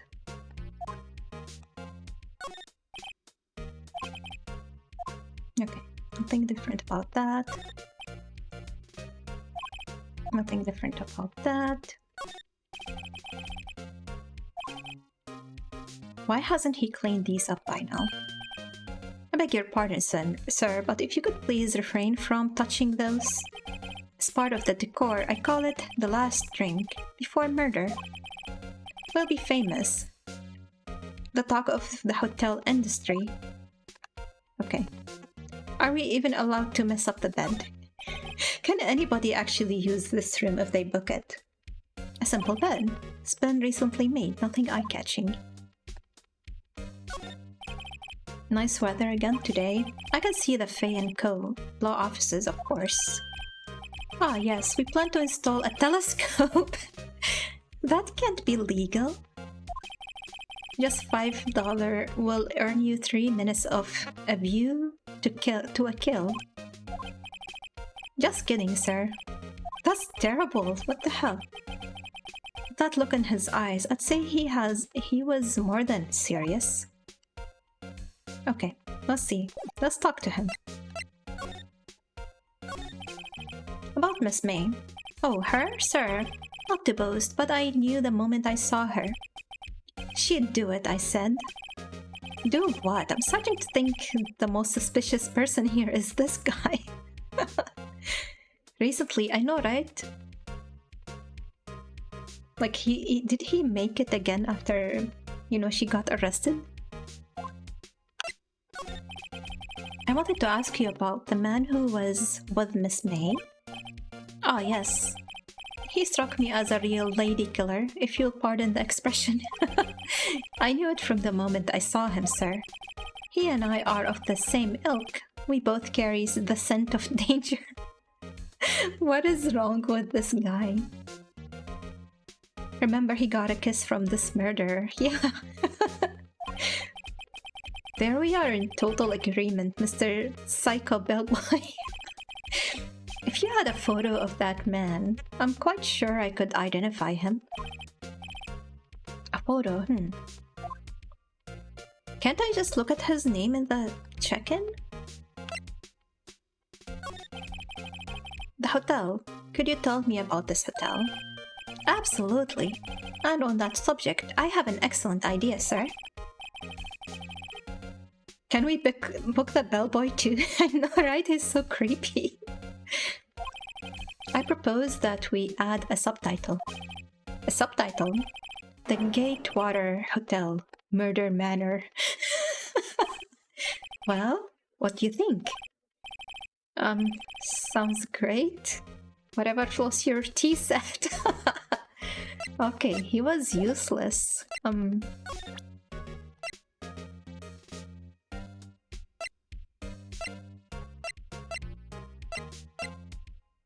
see, maybe he would be interested in saying something about the wiretap. Sorry, all I could think about during the trial was the hotel. I wasn't paying attention to the evidence. Okay, I think this is gonna be his default answer to everything. Right? Yeah. So, let's see. Where else could we go? We could go to the office and see if we missed something else. We don't have any reason to go to... Never mind, we do have a reason to go to Grossberg Law Office. What happened to the painting?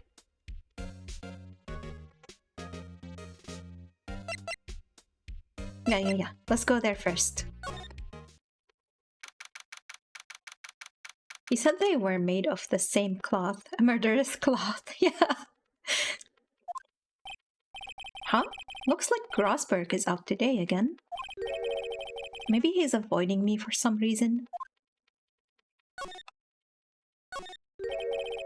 Wait a second. Wasn't there a giant painting hanging on that wall? Yeah, it was a painting of... fisherman. Wasn't it? It wasn't a very memorable painting anyhow. Wait, he doesn't question this? An expensive potted plant. No idea what kind of plant it is. Okay, we've seen this before. I want this Pokemon.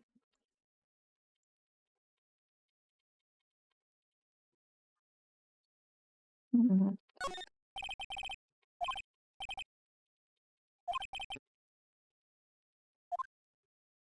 Wait, this is new. What's this? Old photos? Is this the picture of the man? Something has been written in pencil on the back. DL6 Incident Exhibit A. DL6 Incident Exhibit B.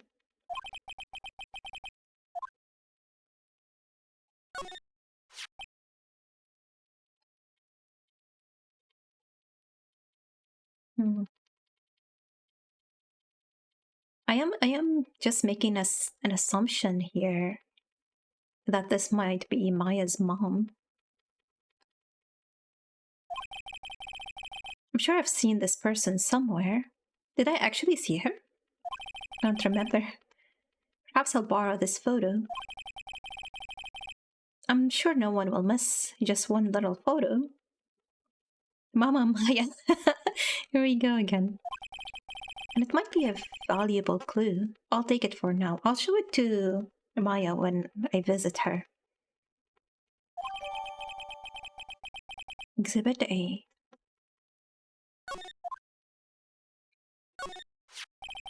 Yes, that is the murderer. So now if we take it to Bellboy, he will be able to identify him. A photo lies on the desk. Maybe I should switch it with the one I took. Oh, I cannot take both.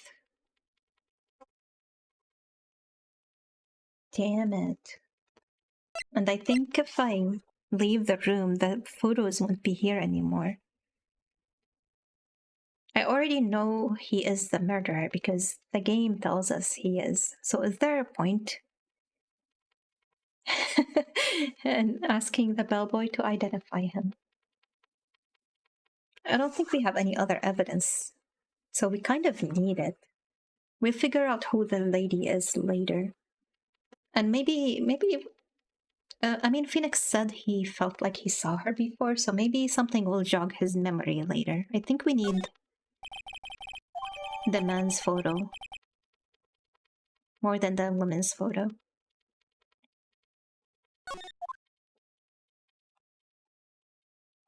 And I guess after I show it to the bellboy, I can come back here and verify that I cannot swap them.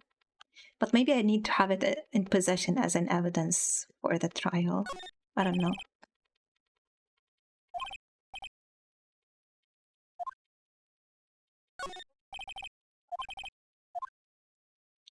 Anything else?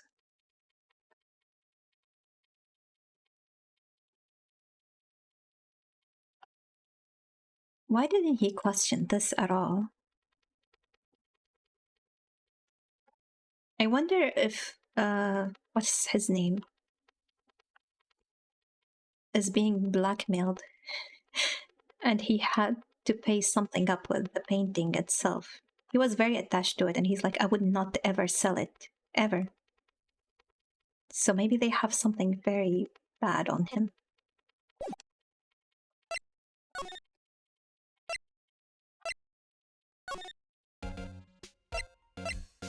I want to see if he has something new to say. Okay, let's present. Take a look at this photo. That's him, detective. I'm the lawyer. Oh, I know that. I just wanted to say detective once. You know how it is. No, I don't. Without a doubt, that is the man who checked in with Miss April May. How about I write an affidavit swearing that that's him? This guy is way too excited about this. Yeah.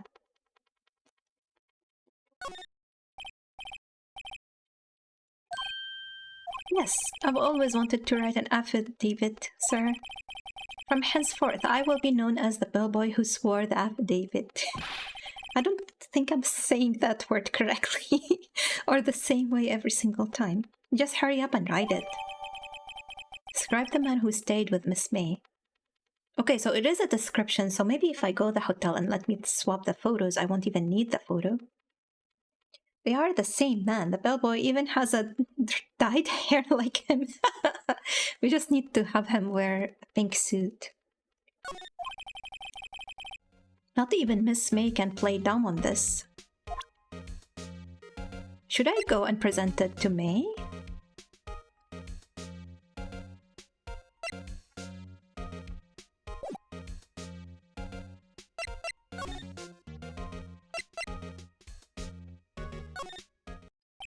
Ah, damn it, they did remove the photo. Huh? No more photos on the desk. Okay. Let's go present it to her. Is there any way I can actually visit Maya? You again. Can't you take a hint and stay gone? Hey, the only reason I'm back here is because you won't talk to me. So it's my fault now? You don't just have spiky hair, you also have a spiky heart. That does it. When this case is done, I'm shaving my head. I will hold him to that.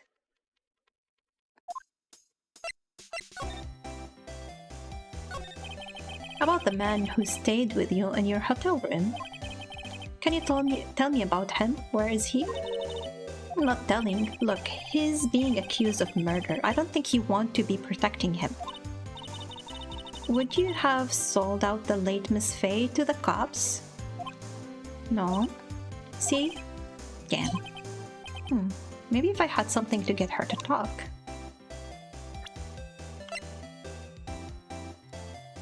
I cannot present it?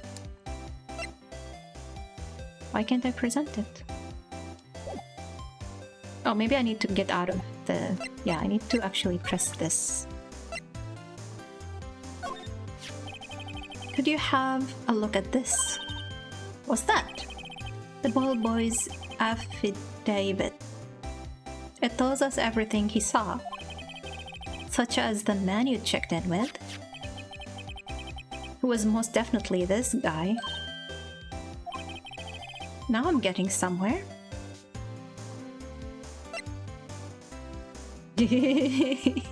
Why would I ease her fears? She's been very mean to me. Push hard. This is it, all or nothing. Time to do a little bluff. Oh. No use playing dumb. If indeed that's an act. If you don't talk, I'm taking this info to the press. What? Even though he should have been witness to murder, your little friend was missing. I'm sure the press would have a field day with his reputation. Oh, fine, I'll talk. You win, lawyer. Okay, that worked. Unsuspecting people let details slip carelessly. Man, that felt good. It's great to be alive. Why are you pumping your fists in the air? Damn it. I want to see that. Now, tell me about the man you were with. I'm gonna redeem overly serious face J as some art stream sooner or later. Are you meaning this face that she has right now?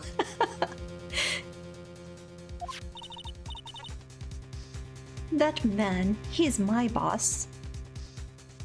Gotta get some fist of the North Star style detailing. What even is that? Culture me, please. Red White, the president of the information gathering conglomerate, Blue Corp. Okay, that explains why she had a wiretap. If she works for a company that, you know, gathers information. Red White?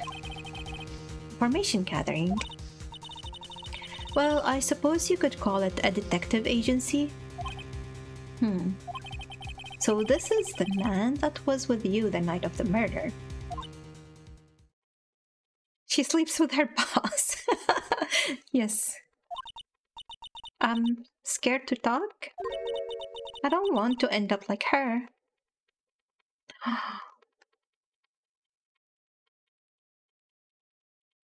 Did he threaten her?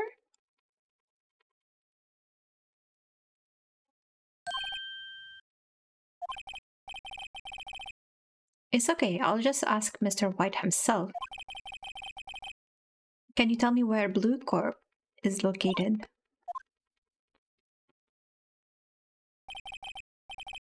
Mr. Red White, at last. Finally, a lead on this guy. If April May couldn't have done it, that leaves him. Time to take action. That guard in the back looks sus. Damn it, I didn't pay attention if he changed at all in the back. Bellboy's affidavit discarded. Why did I discard it? I could have used that in court. No, why was it discarded?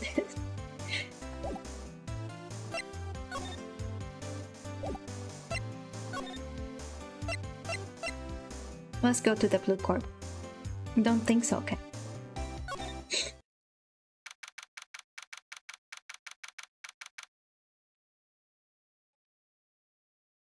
September 7, Blue Corp Inc.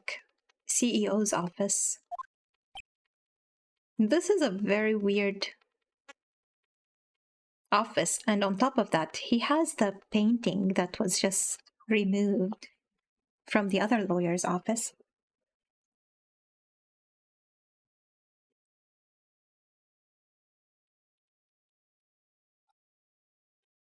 Can we roll out that random prison guard is the murderer?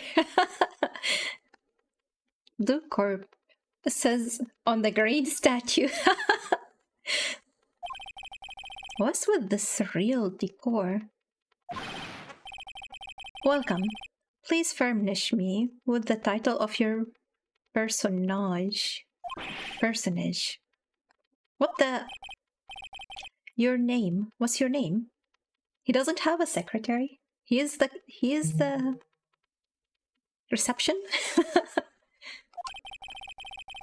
I was just inquirably asking the title that you go by.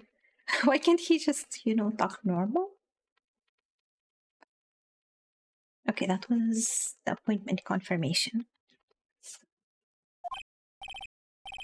Right. Phoenix Wright. Inquirably. Oh my god, I didn't even notice the brass knuckles until you mentioned them. Or I guess rings. He seems very, very interested in wealth. He even has a diamond on his collar. Do you see that? What the hell? Very, very greedy man. Thank you for the pie. No. Okay. Well, I'm heading now. This is fine. Probably rings, yeah. But they do look like a brass knuckle. And I think they are thick enough to be used as a brass knuckle. Mr. Right, is it? Right, I see. Splendiferous. Oh my god, I do not want to question this man or hear his testimony. It's gonna be impossible to read. Perhaps I have intimidated you with my giantesque vocabulary. What is this guy's problem? Head in a box? I'm Red White, CEO of Blue Corp, you know, corporate expansion official. That's not what May told me your business is. My business dealings bring me into contact with the elite of the elite. So I'm afraid I'm not used to conversing with the wordily challenged. What a fruitcake. He definitely talks like someone who does not actually possess that expansive of a vocabulary. I wonder if these words are just made up, you know. Let me guess. You are an attorney fresh out of law school, are you not? I don't know if the command would work with a space bar after the exclamation point. Actually, maybe it works because the community game did respond to you. That's the only... They are not, but he's not using them. Okay. That's the only explanation for why you would come to meet me like this. What does he mean by that? No matter. So, what business does a mighty lawyer have with a man such as myself? This guy's arrogance meter is off the scale.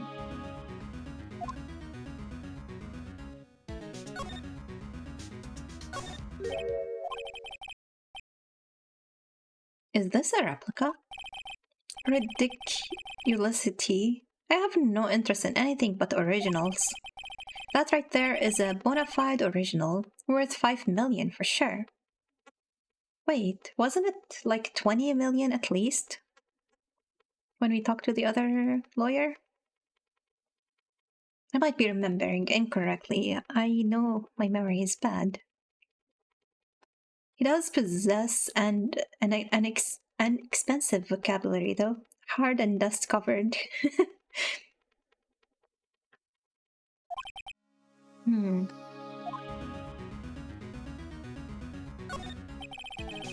impressive lineup of trophies. Judge's Special Runner-Up. Best Participation. Judges Corporation Award. Special Good Try. Prize. Are these consolation prizes? Is that the word? Like prizes for the ones that didn't actually win to make them feel good. That's the nice thing with paintings. All the prices are whatever you want them to be. Damn it! I should be in the business of making paintings. The words judges and special kind of stand out.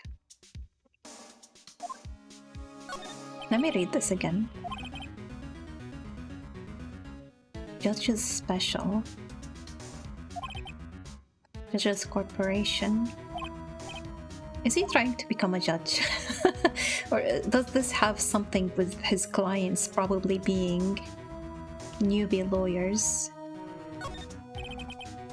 A statue of a man holding up the world.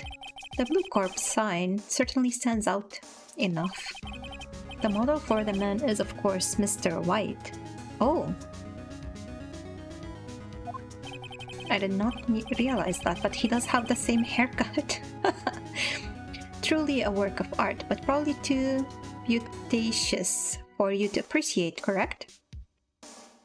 They are. I think it's a little too beauticious for just about anyone to appreciate. I'm guessing this is supposed to be a desk. My. This is quite the thing. It is modeled on my body, see?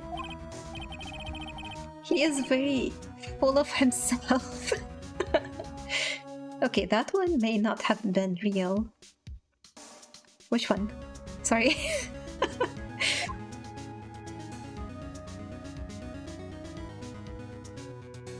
Okay, nothing else to examine, so maybe we can start talking to him. Wait, I didn't check the window. This is the top floor of a 20-story building. Oh, the word, the beauty whatever.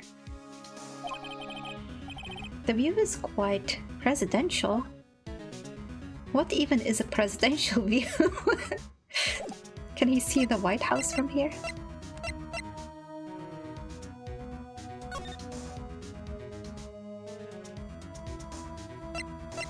I want to ask about Blue Corp first, because there is a discrepancy of what kind of business it is. What kind of company is Blue Corp, anyway? This is the kind of guy that cheats at Scrabble. It's modeled after his body. He's a big enough blockhead for 4 people. An excellent question. We buy and sell various kinds of information. Okay, so I guess I simply misunderstood how he introduced it. We are a company of the future, you might say. We are the future. And it makes sense that lawyers might be his clients, like they're looking for information. Red White, the CEO of Blue Corp, cares a lot about how green his company is. And he's dressed up in pink.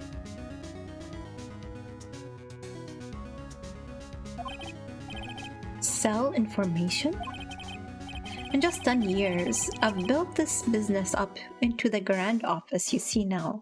I wonder if Edgeworth is one of his clients, because we know he plays dirty and he would do anything, right?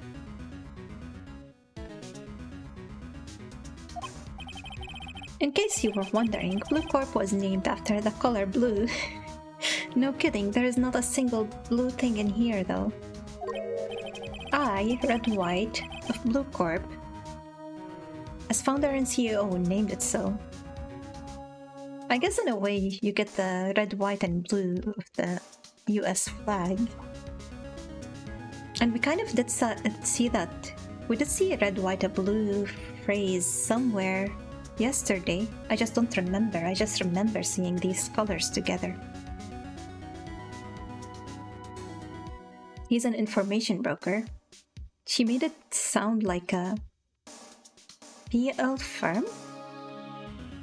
Oh, private investigation, right?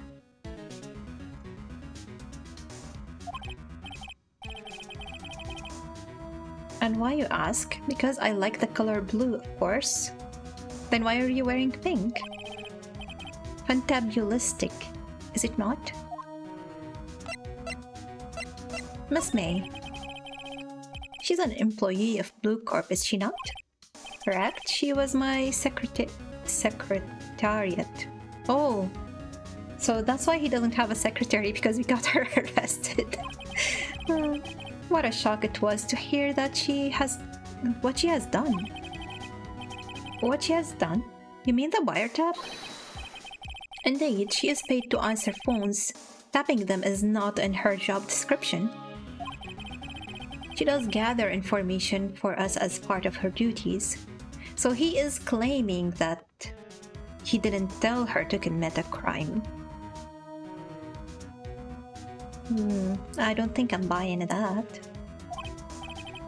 But I assure you, we do not condone illegal methods. It is ineffable that she would do this. Is that a word? Did I read it weird? Um, She does look like she would work with a person looking like this. I know, right? They're a perfect match. Sounds like he's trying to turn Miss May into a scapegoat. Night of the murder. Where were you? Oh, on the night of the murder, were you in April May's hotel room?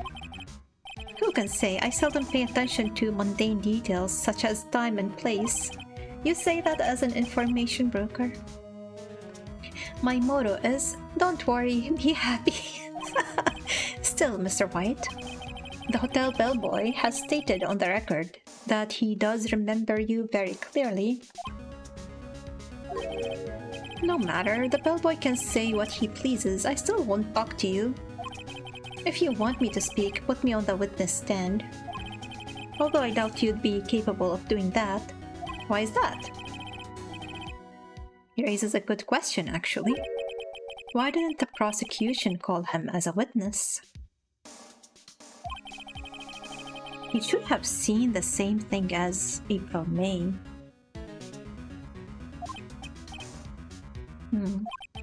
The police, the courts, to me they are mere toys, playthings for my amusement.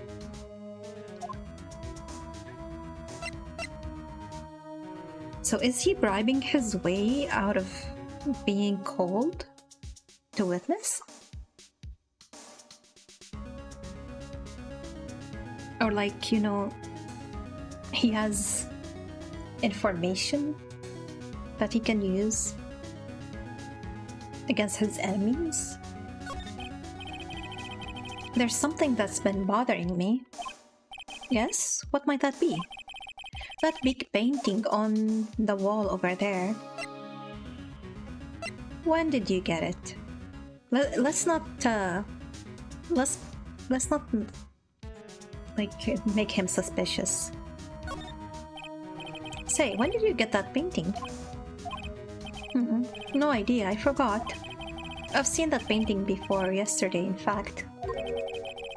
Why do I find that painting here today? Okay. Mr. Wrong, was it? Right. It appears you do not fully grasp your position here. I ask again, who are you? A lawyer? No, my feeble friend, a mere lawyer. Worth nothing. Zilch, zippo, nada. Just like that sorry excuse for an attorney. Grody Burger. I think he messed up the name of the wealthy lawyer that he got the painting from. What? Wait, did he beat me up? He punched me. Well, Mr. Lawyer, what will you do? Charge me with an assault? Charge away, I welcome it. For it is you who will be found guilty. He has the cops in his pocket? Does that include Gumshoe? Here's my exposition. The police, the courts, they all do my bidding. So you say. But I wonder, is that kind of control really possible? I don't expect you to understand. It is a world beyond your compensation. You came here from Grody Burgers, I presume? Mr. Grossberg's, yes. Then you must ask him, why is that this painting of his hangs here? What do you think is on a Grody burger? To be honest, I don't even know what Grody means. Does Gumshoe look like someone fills his pockets? You have a good point. He's just too incompetent. Perhaps then he will tell you. Perhaps he will explain how a man can live life purely for personal profit. Go now, skedaddle. There is nothing more to discuss. Can I present something to him?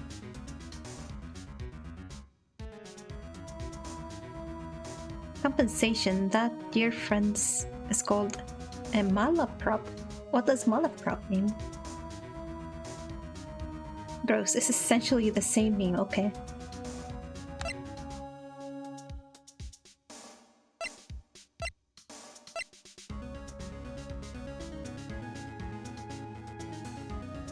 What if I present this to him and be like, there was supposed to be papers in here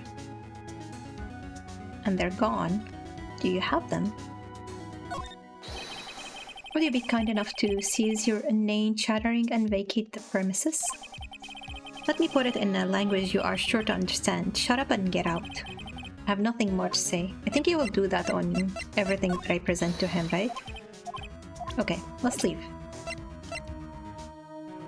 I feel it's the time to present your center finger to him as you slowly leave. Let's see. Let's go to Grossberg's office, and if he's there, maybe we can ask him about the painting.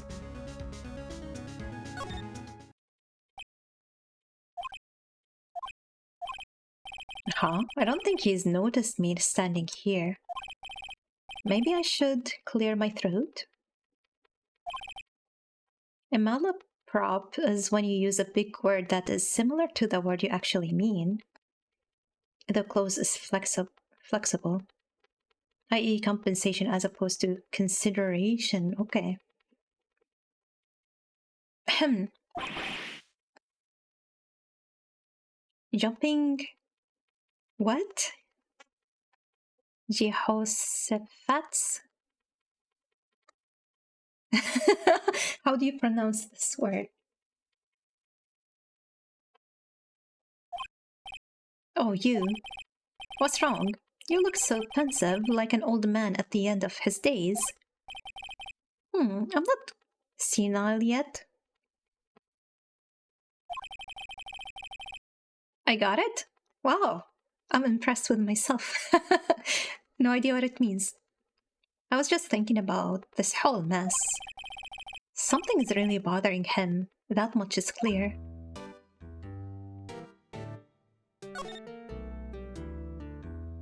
I don't think there's anything new.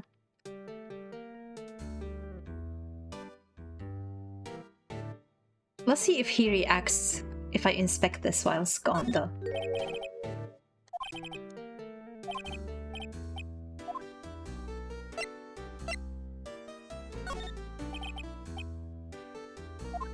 No, he didn't react. Let's talk. Day's trial. So you came to see the trial? Yes, I did. Something was bothering me all night, you see. Couldn't get a wink of sleep. Really? What was that? Well, you see, it's just Mia's sister, that poor girl. My boy, I owe you my thanks, truly. I don't know what I would have done if things had gone poorly for that girl. Then why did you refuse? I asked before, but why did you refuse her request for defense? Is a name that means the Lord is judge. Oh. So he said jumping Lord Judge.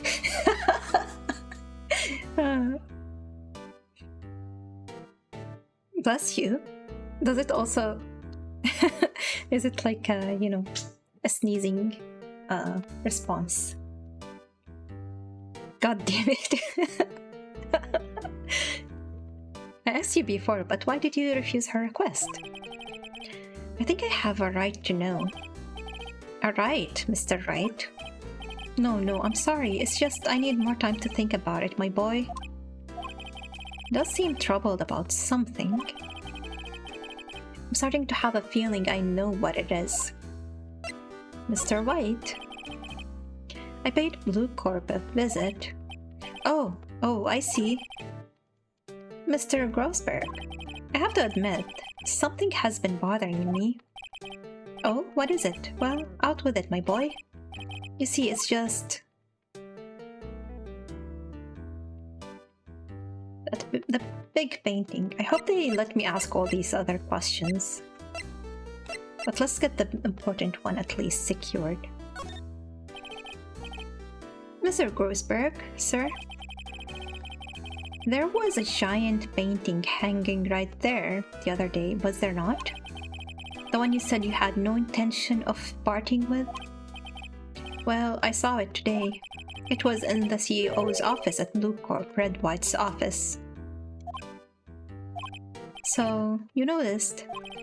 How could you not notice? I suppose I should have guessed you would. It is a large painting. Mr. Grossberg, I know you and Mr. White are connected somehow. Connected, you say? Yes, and I know what it is. It is blackmail. You're lovers? Damn it, damn it, damn it. I need to see this, I need to see this. We will save and we will reload if we have to. I have to see this.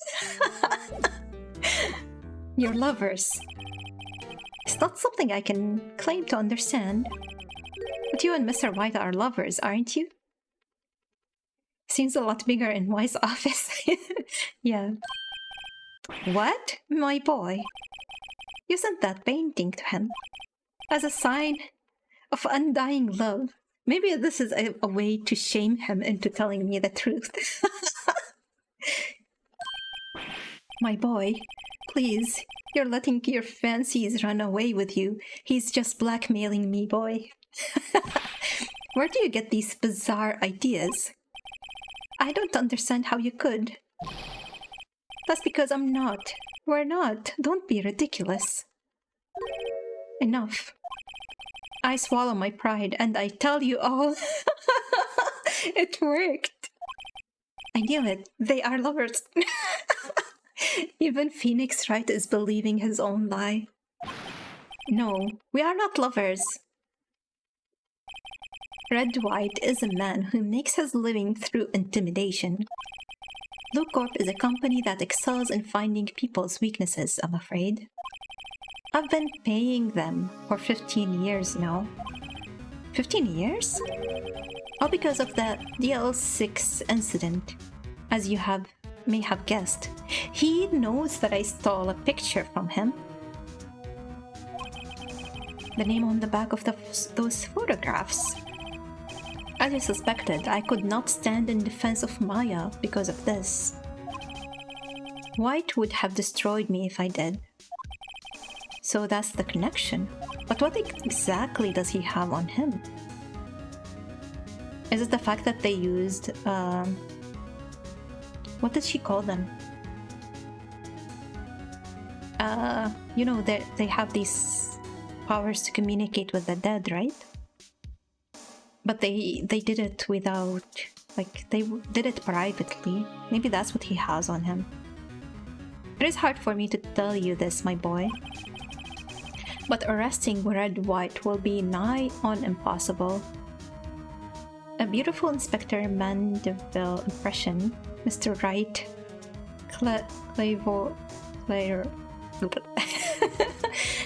I cannot read that.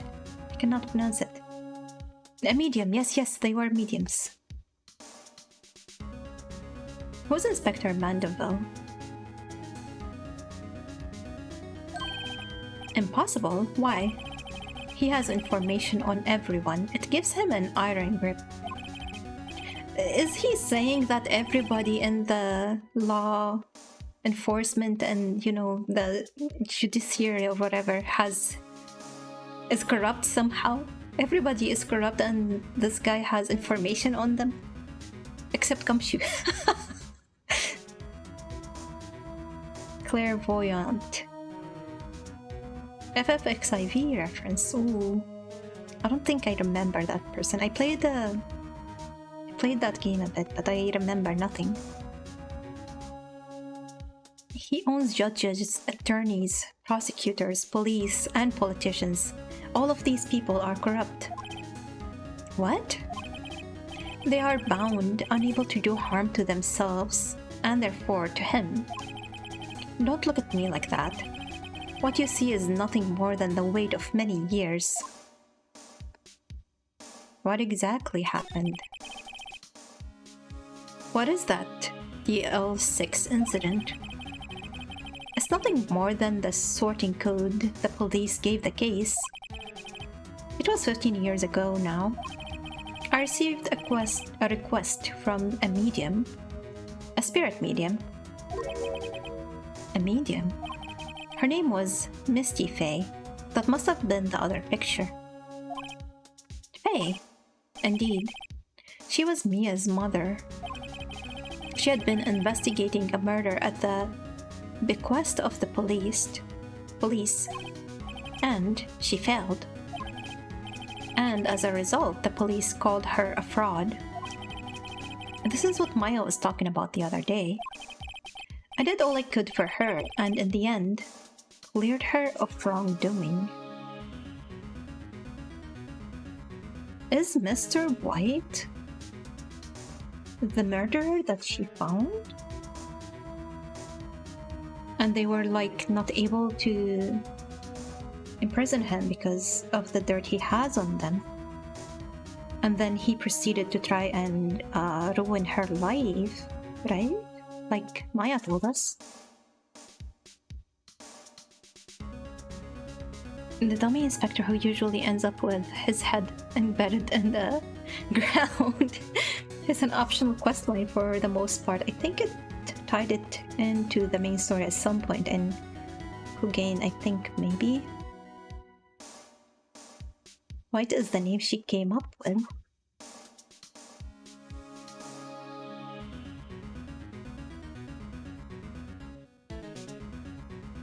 I don't think I played that part of Final Fantasy XIV 14, I guess. Because I don't remember what Kogane update is. Or region. Or maybe I just don't remember anything. Which is very possible. That murder case, however, remains unsolved to this day. So he is the murderer, but he cannot be indicted.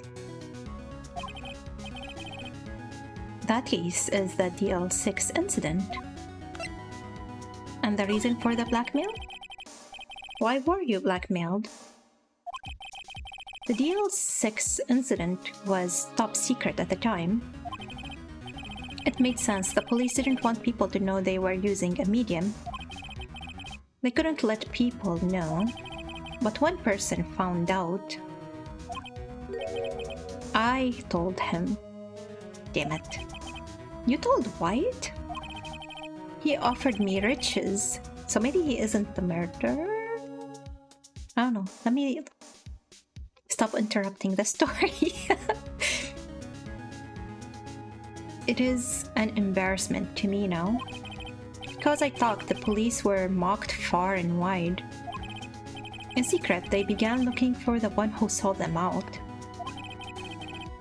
Of course, White heard about it and he came to me. Only this time, the offer was blackmail. I see. White controls the law of this country as he sees fit. Yet if you would still challenge him, have a close look at Mia's office. Mia's office. She followed his every move for years. She may have recorded something of what she found. Maybe she wanted to be a lawyer just because of, you know, her mom's case. Let me check my phone real quick.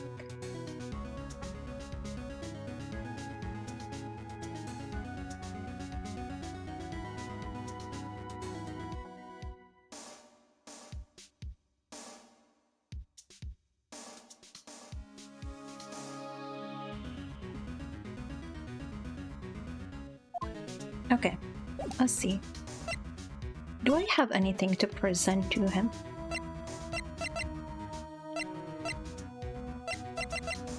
I don't think there is a reason to present anything to him.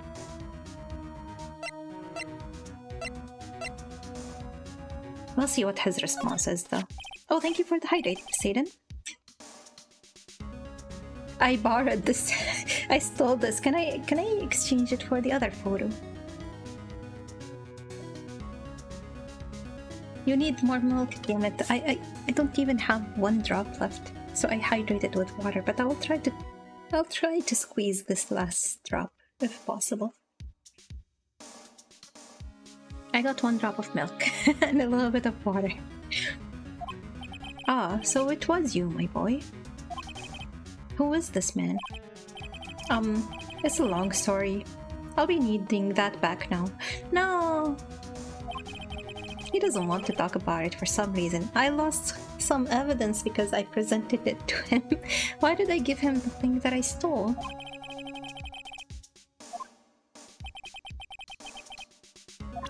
Okay. Let's see, maybe he has something else to say. Okay. Nothing else. Let's see. Let's go to Faye's office.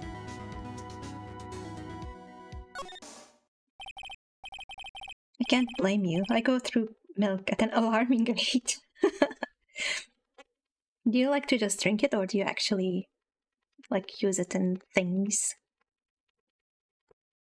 It's funny, looking at this room, it seems so normal. Hard to imagine a murder took place here. Mr. Grossberg said there would be clues. Maybe I should have another look. Think we need to... Oh. How do I move to the right? Okay, fine. Mia's desk, perfectly clean as always. The only thing that's missing is Mia. I drink it mostly, though I have a fondness for milk usage and other things. There is a kind of, I guess you can call it breadstick, and from, you know, my culture. And it is very delicious when you dip it in milk. Or even like if you break it up apart in a bowl and put some milk on it to just, you know, eat it with a spoon instead. Very delicious. Kind of sweet breadstick.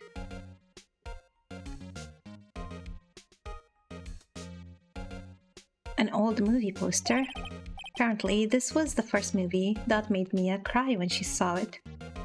Maybe the story of this movie reminds her of her mom's situation somehow.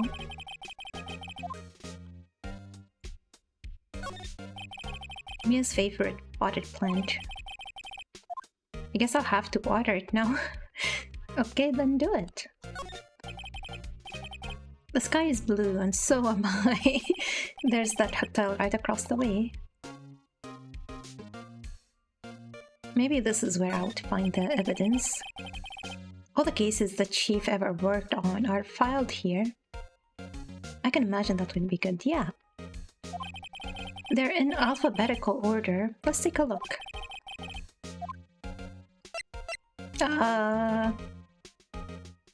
The W would be in T to Z, right? T-U, I know, W, white. The entire W section is missing. So when he came and took the papers from her, he also took everything in the W section. Was it taken?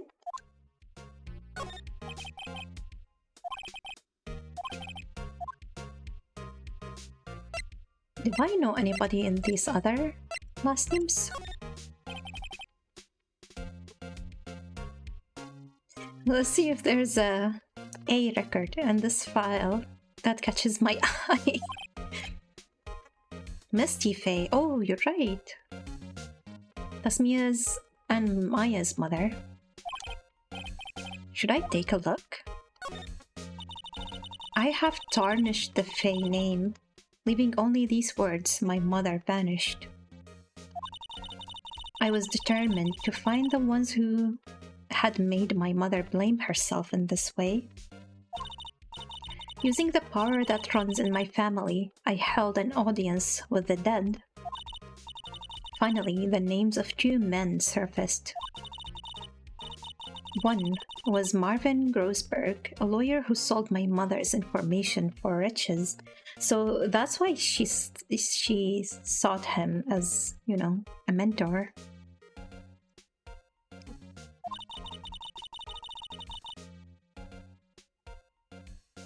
The other was the man who sold that information to the press.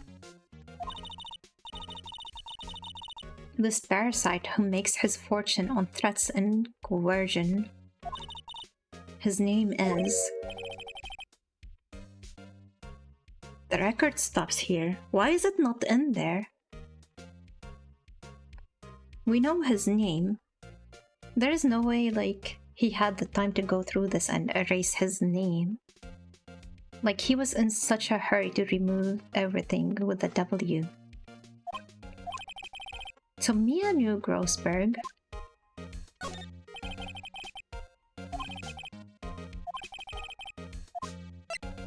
Is the G in here? I think so, right?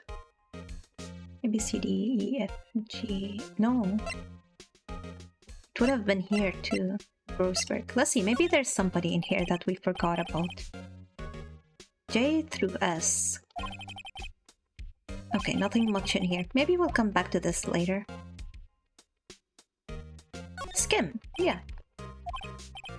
No harm in flipping through a bit, I guess. The biggest part's here at the end in S. Suicide, ooh. She has a collection of suicide reports. There's politicians, policemen. Wait, that seems very valuable. This could have all, like, been suicides because of White. There's writing on most of these in pencil. White? This is Mia's handwriting.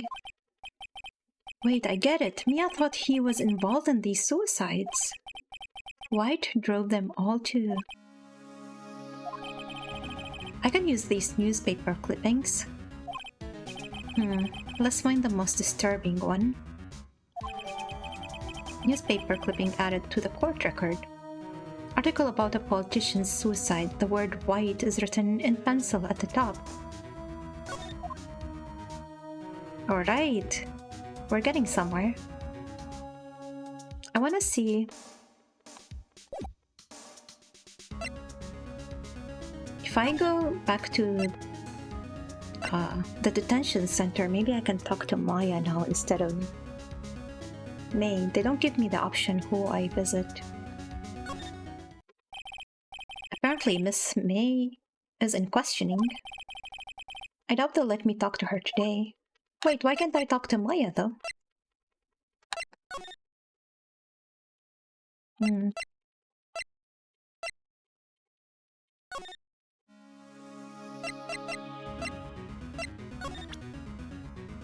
Let's see what he says about this. I found this in Mia's files. So she was investigating Red White, as I expected. Well, if you wanted to challenge him, you could present this in court. Not a bad idea. Does he have something new to say? No. I don't think there's anything else I can present to him, so where else could I go? Is there a point in going back to the hotel? Or should I just go to Blue Corp and say I'm going to challenge you? Let's check on the hotel first, just in case. The bellboy seems to be out. The sound of water is coming from the shower. Oh my god. Money making. I got the money making blues. Is he occupying this room now? Someone seems to enjoy washing the showers.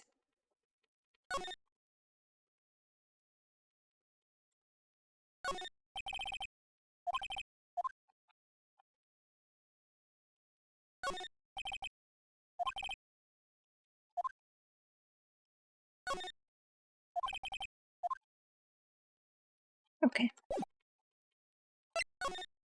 Let's go challenge Mr. White. Well, aren't you persistent? Sorry, but there's something I have to ask you. Mr. Lawyer, I really hate having to repeat myself. But it seems the message has not yet penetrated your thick skull. Stop bothering me. If you try my patience further, I fear a nasty accident may occur. Do I make myself clear? Transparent? Is there anything new in his office? I don't think so, right?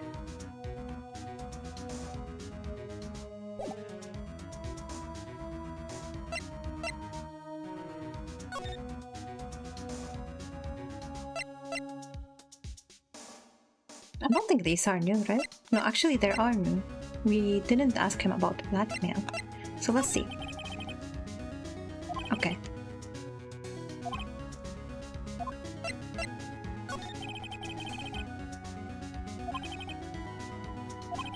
Okay, so he's telling me I need to actually present the newspaper before I can talk to him.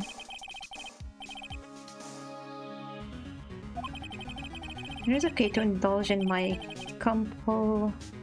cosmopolitan sense of humor. I'll not think less of you.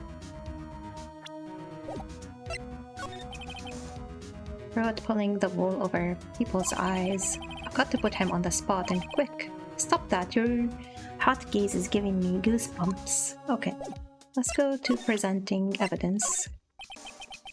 This is the only clue that Mia left me. I'd better make this one count.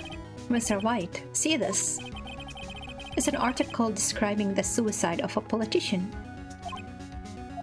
He was embezzling secret government funds. Then one day, word got leaked to the press.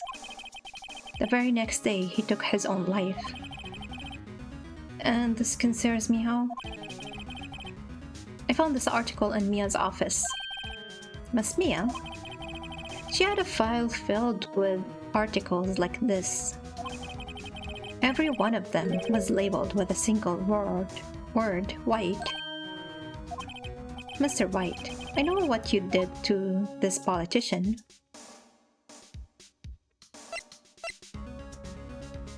You blackmailed him. You were blackmailing him. Blackmail? Not just him either. You were threatening and coercing hundreds of others. You were involved in all of the suicide cases that Mia investigated. This company is built on blackmail. I'm right, aren't I? What a bizarre accusation. Mr. Wrong. What is it that you should be doing now? Investigating me? No, I think not. You should be searching for the one who killed Miss Mia. That would be you. Interphone? Marshmallow Bear, what's up? Objection. Secretary's office, hello. Mr. Wrong will be leaving now. Yes, sir. I'll send someone right away. Wait, why is he getting security? I guess this time. Last time he just beat me up. Wait a second, Mr. White? Wait, what am I saying he's right or wrong about?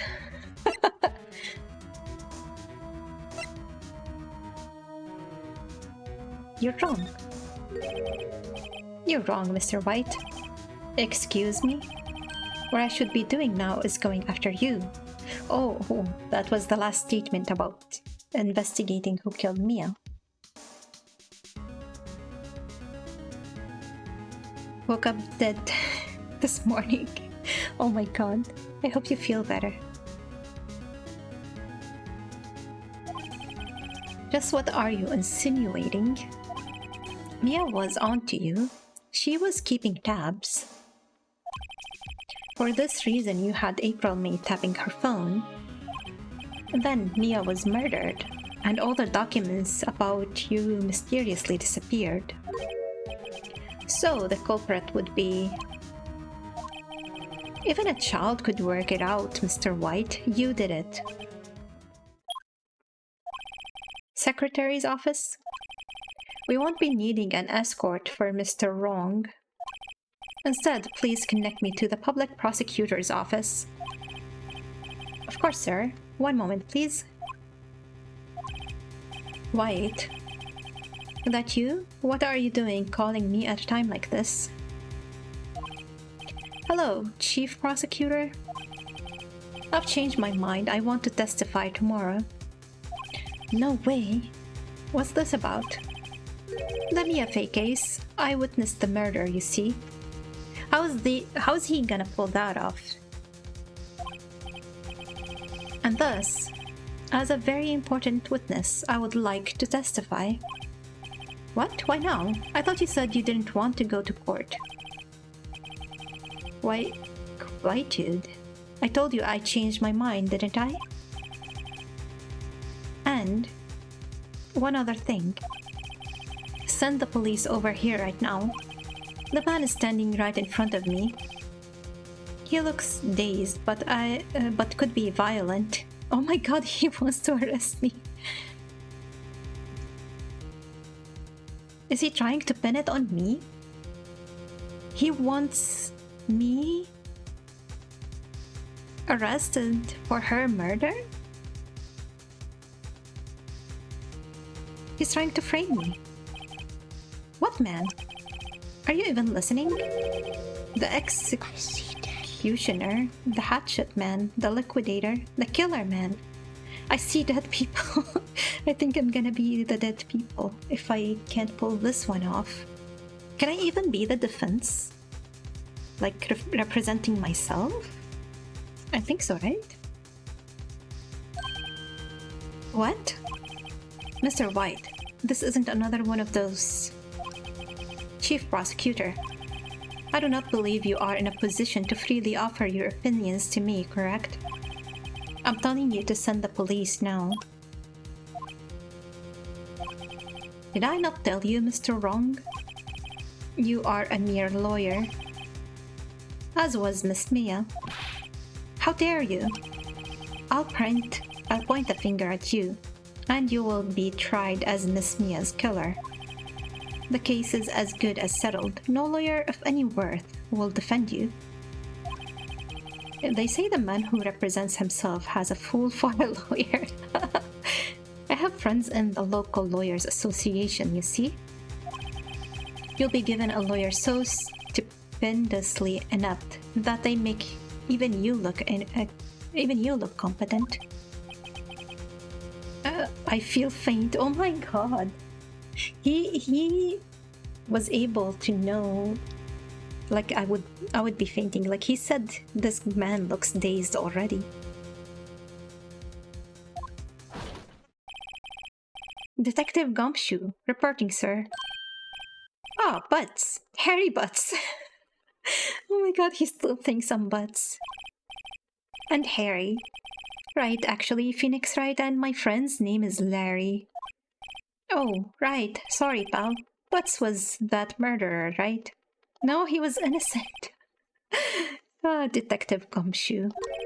I present to you the man who killed Miss Mia Fey. He cannot arrest me like that without any evidence, right? Take this despicable man, human being, into custody.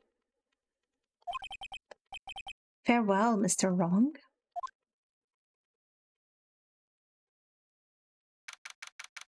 September 8, 3:37 p.m. Detention Center, visitor room. Am I gonna be on the other side? They can't just arrest me like that, can they? Don't they need an arrest warrant or something?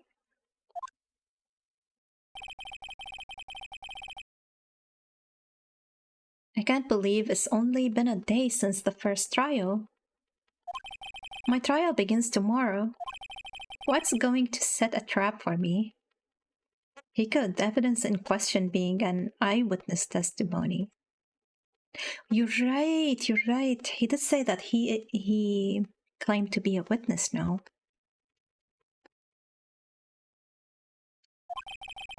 And the prosecution will be in on it, of course, Edgeworth included. An attorney was assigned to me by state yesterday. Why can't I defend myself? Oh, wait, I refused. I had an idea. Right. Mr. Wright. Wait, what? I can visit her? I thought I was detained. Did I misunderstand something? Maya?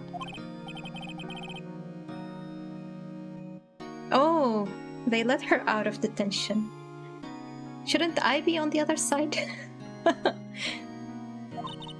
Just now, yes. It's all thanks to you. Now I'm afraid we've switched places. What? You mean... Oh, I'm still on the other side. They're about to detain me, I guess.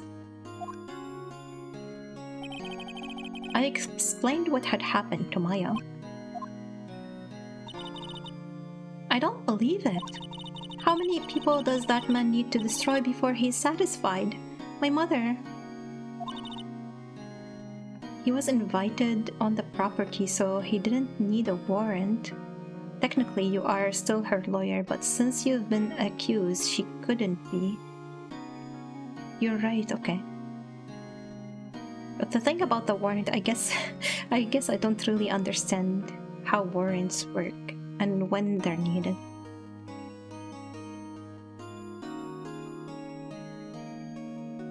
My sister. I guess, like the person who made the call owns that property, right? So there was no warrant needed, is I guess what you're trying to explain. And now you. Oh my god, that puffy face. This has gone too far. Mr. Wright, please tell me, is there anything I can do? Well... She can defend me? Alright, you can be my defense lawyer tomorrow. Wait, she's totally okay with this. Huh? Leave it to me. I am Mia's sister after all. Lawyership runs in our blood. I thought it was ghost power. I'd better run to the bookstore and pick up a copy of Law for Rookies. Wait. What? I'm kidding, it was a joke. No way. No, really, I was kidding, but thanks. It's good to know you're on my side. And there really isn't anything you can do for me anyway. But I can't just sit here and do nothing. I've got to give that man a piece of my mind. Just a piece? Okay. Then come to the trial tomorrow. Okay, I'll be there. I'll show them a thing or two.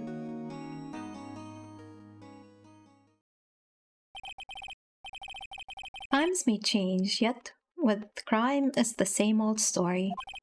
In fact, it's gotten worse. Lengthy court proceedings are no longer realistic. Beginning a few years ago, a limit of 3 days was put on initial court trials. Wait, are they putting a limit in the game? Almost all finish in a day, most with a guilty verdict. I never thought I would end up in the defendant's chair myself for this case. With the true culprit appearing as the star witness. This is it. Tomorrow, it's me or him. To be continued.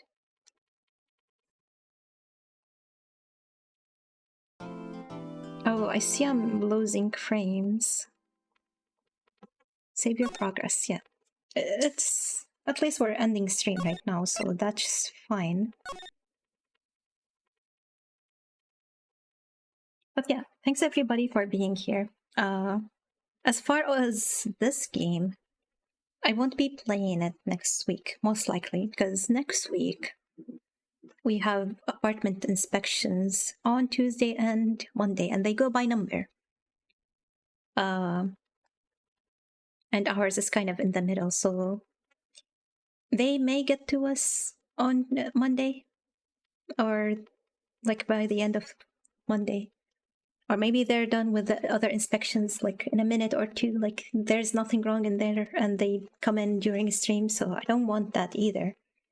And if they don't do the inspection on Monday, there's possibly that they would come on Tuesday. So Monday stream is cancelled already. Tuesday is going to depend on what happens on Monday. And, you know, as far as Wednesday and Thursday of next week, they won't be cancelled. Like, even if they find an issue and they are like, we need to come back and fix a few things, the streams are outside of their business hours, so they won't cancel the streams, but maybe like a delay if they're staying all the way to 5 or something.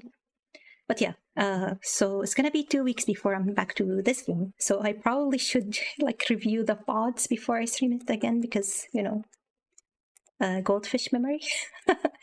And other than that, I will be back tomorrow with ukulele, and then after tomorrow with some art.